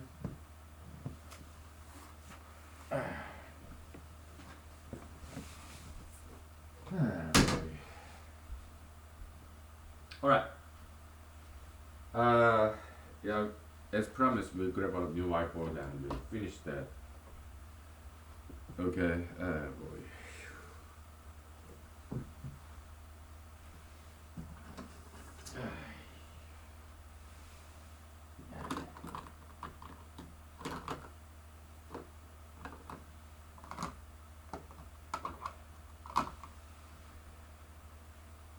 Yeah, we'll do epsilon minus p triangle. Okay. We finish that up. Okay.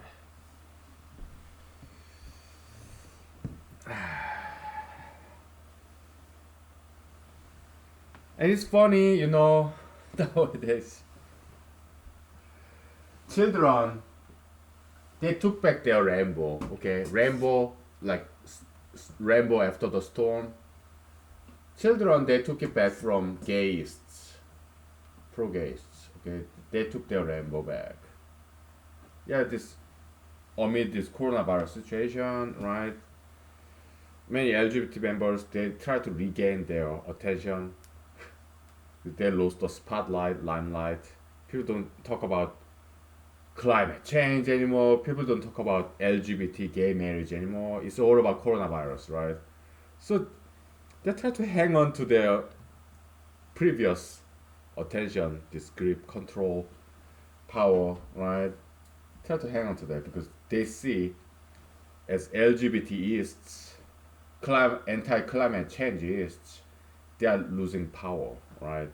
They're trying to hold on to that, right? So they're being so obvious, right? So transparent. It's all about attention, control, power, all these ideologies, right?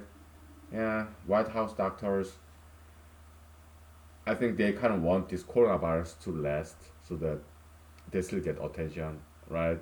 They don't want people going back to work, right? They're being so obvious, right? Power, control, attention, this celebrityhood, right?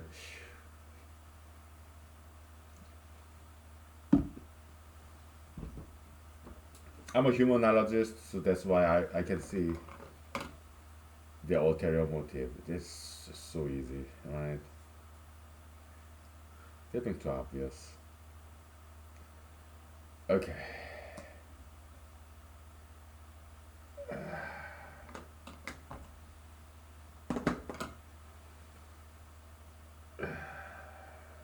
How far do we need? About 47. Okay, so.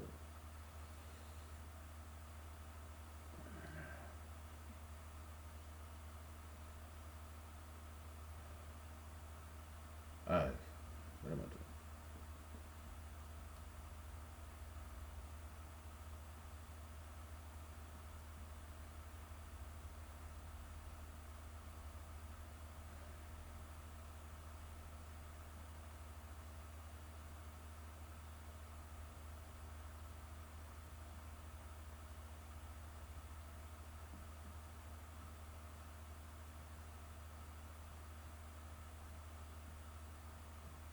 Yeah, I think that's all we need.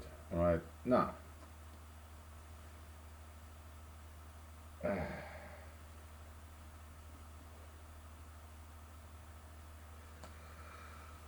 2 minus p.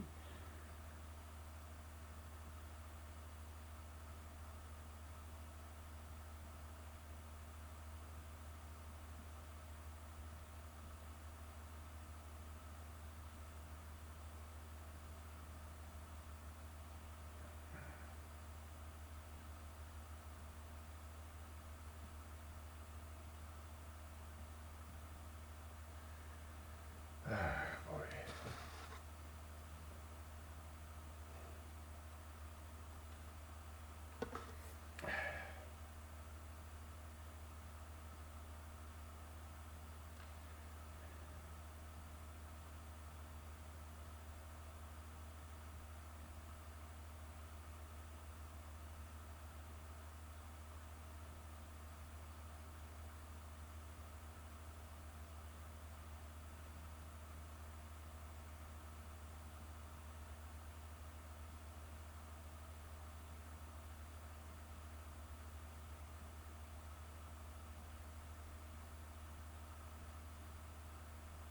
Okay.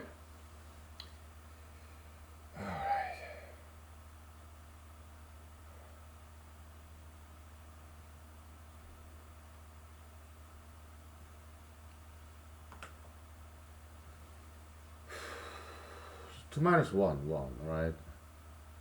4 minus 1, 1. 6 minus 5, 1. 8 minus 7, 1.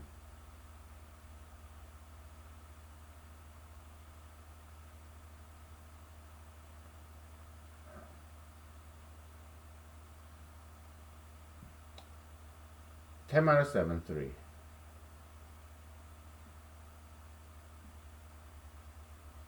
12 minus 11, 1.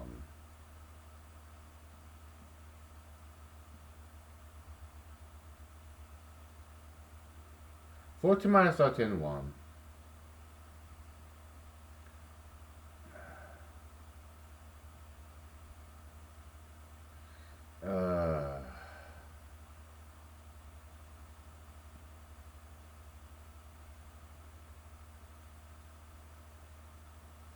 18 minus 17, 1.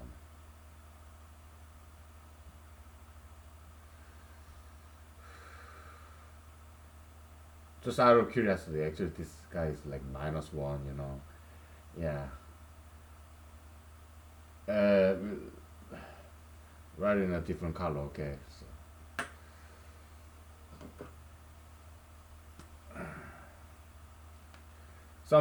Something we noticed, okay.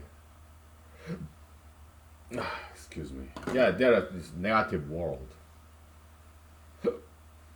The other side of the world, on the world, negative world, okay. Yeah.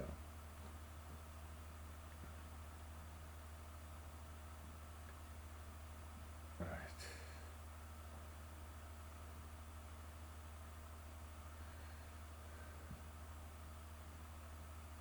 Yeah, also minus 1, okay. So. Okay. Maybe we should think about this negative side, huh? Just a little bit, out of curiosity. Okay. Okay, but that's interesting. So, well, let's try that, huh? Once, well, yeah, let's try that out, okay? Because that's kind of interesting point.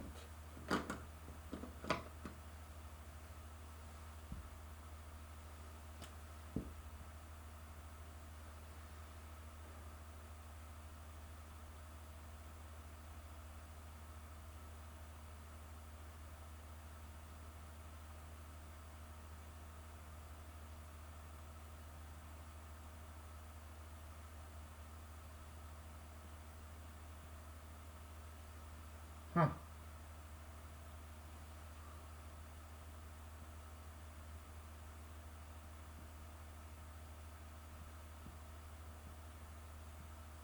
Okay. Yeah, we'll explore that negative side. Okay, so how interesting.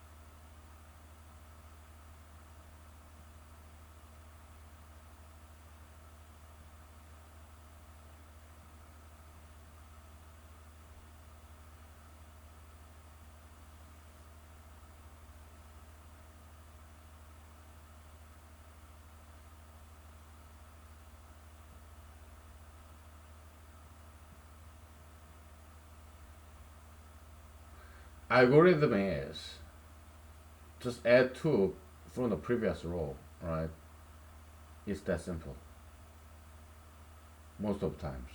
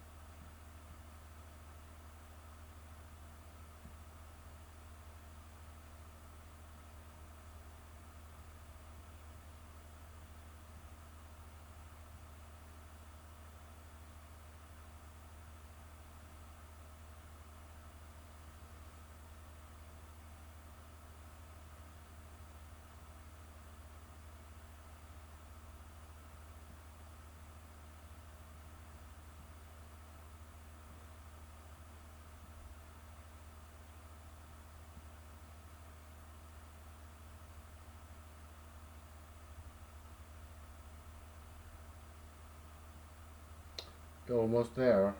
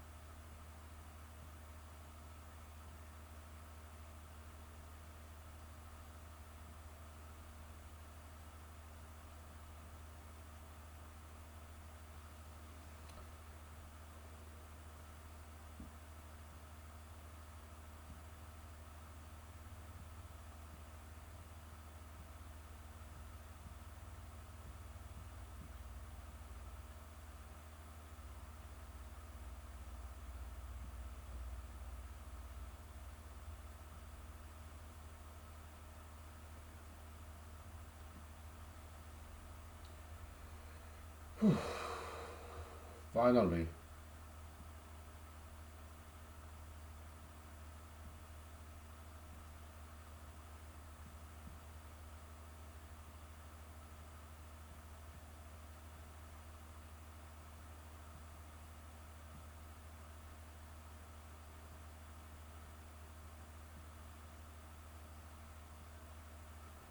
So,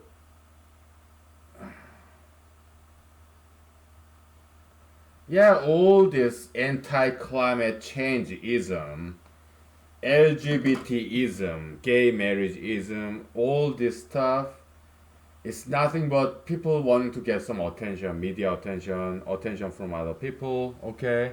So, in the middle of this coronavirus situation, okay, they're kind of exposed, okay? Because not, they're not, nobody's talking about climate change, nobody's talking about gay marriage, right? So they feel excluded from this stage, center stage. They're not getting any attention. People don't talk about gay marriage. People don't talk about climate change anymore, right? They're losing the grip of people's attention. It's all about power, control, attention. That's all this ideological stuff, ideological warfare. That's all that it's about. It's empty, whole, hollow bubble. Okay? Doesn't have any substance. LGBTism, this anti-climate changeism, okay, it's just empty shell, all right? Doesn't have any substance. Like, gone, right? Gone with the wind. President Trump, okay, he's blocking immigration, whatever, okay. Again, President Trump doesn't have any substance, right? One thing I like about President Trump is, yeah, southern border wall. We need that. We need border wall. Okay, that's one thing I like about him. All right, and also he's funny. So I like about that too. Okay. All right, let's do this negative side and see what it looks like. Right.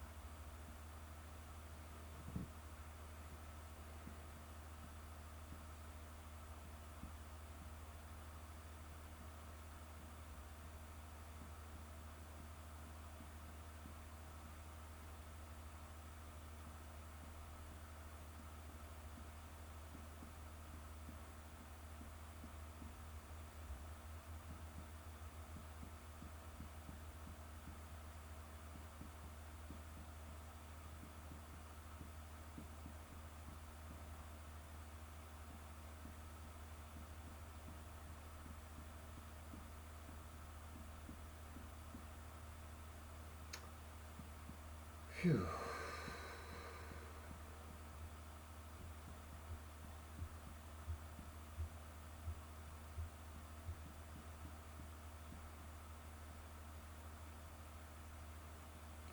Manual labor. One of my friends told me, yeah, it purifies, cleanses your soul. I agree. It's very therapeutic.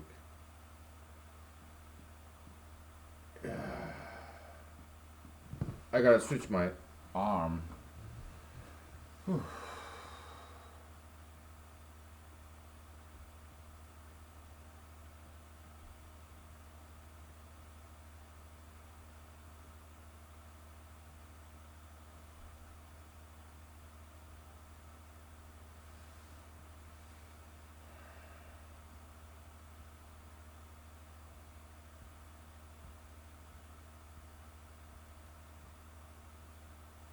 boy.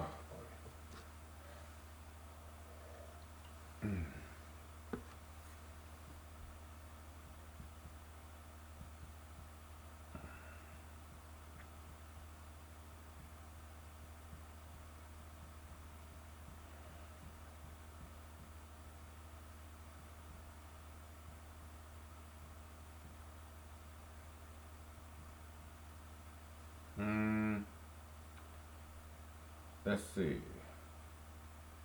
Yeah, yeah.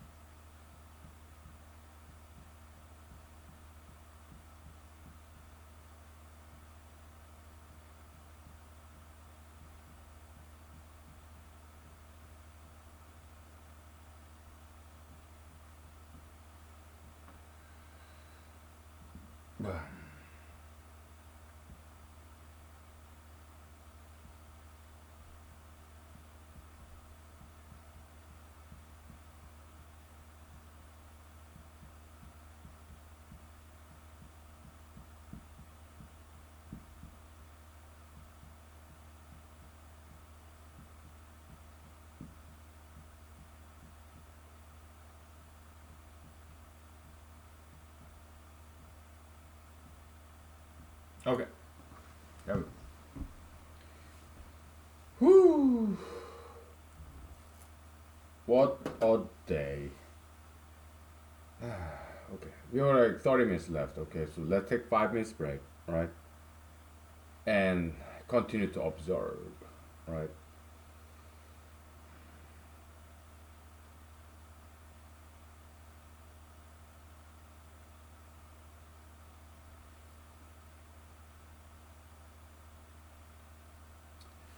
Yeah, let's make some markings with the orange. All right.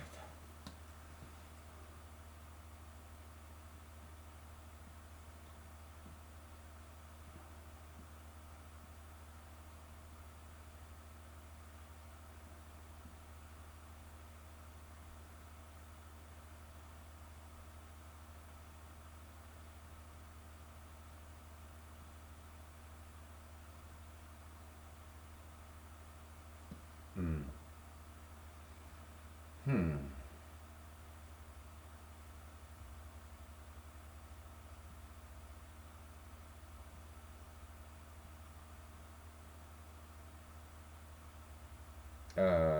41. Yeah, we don't kind of need this. It goes like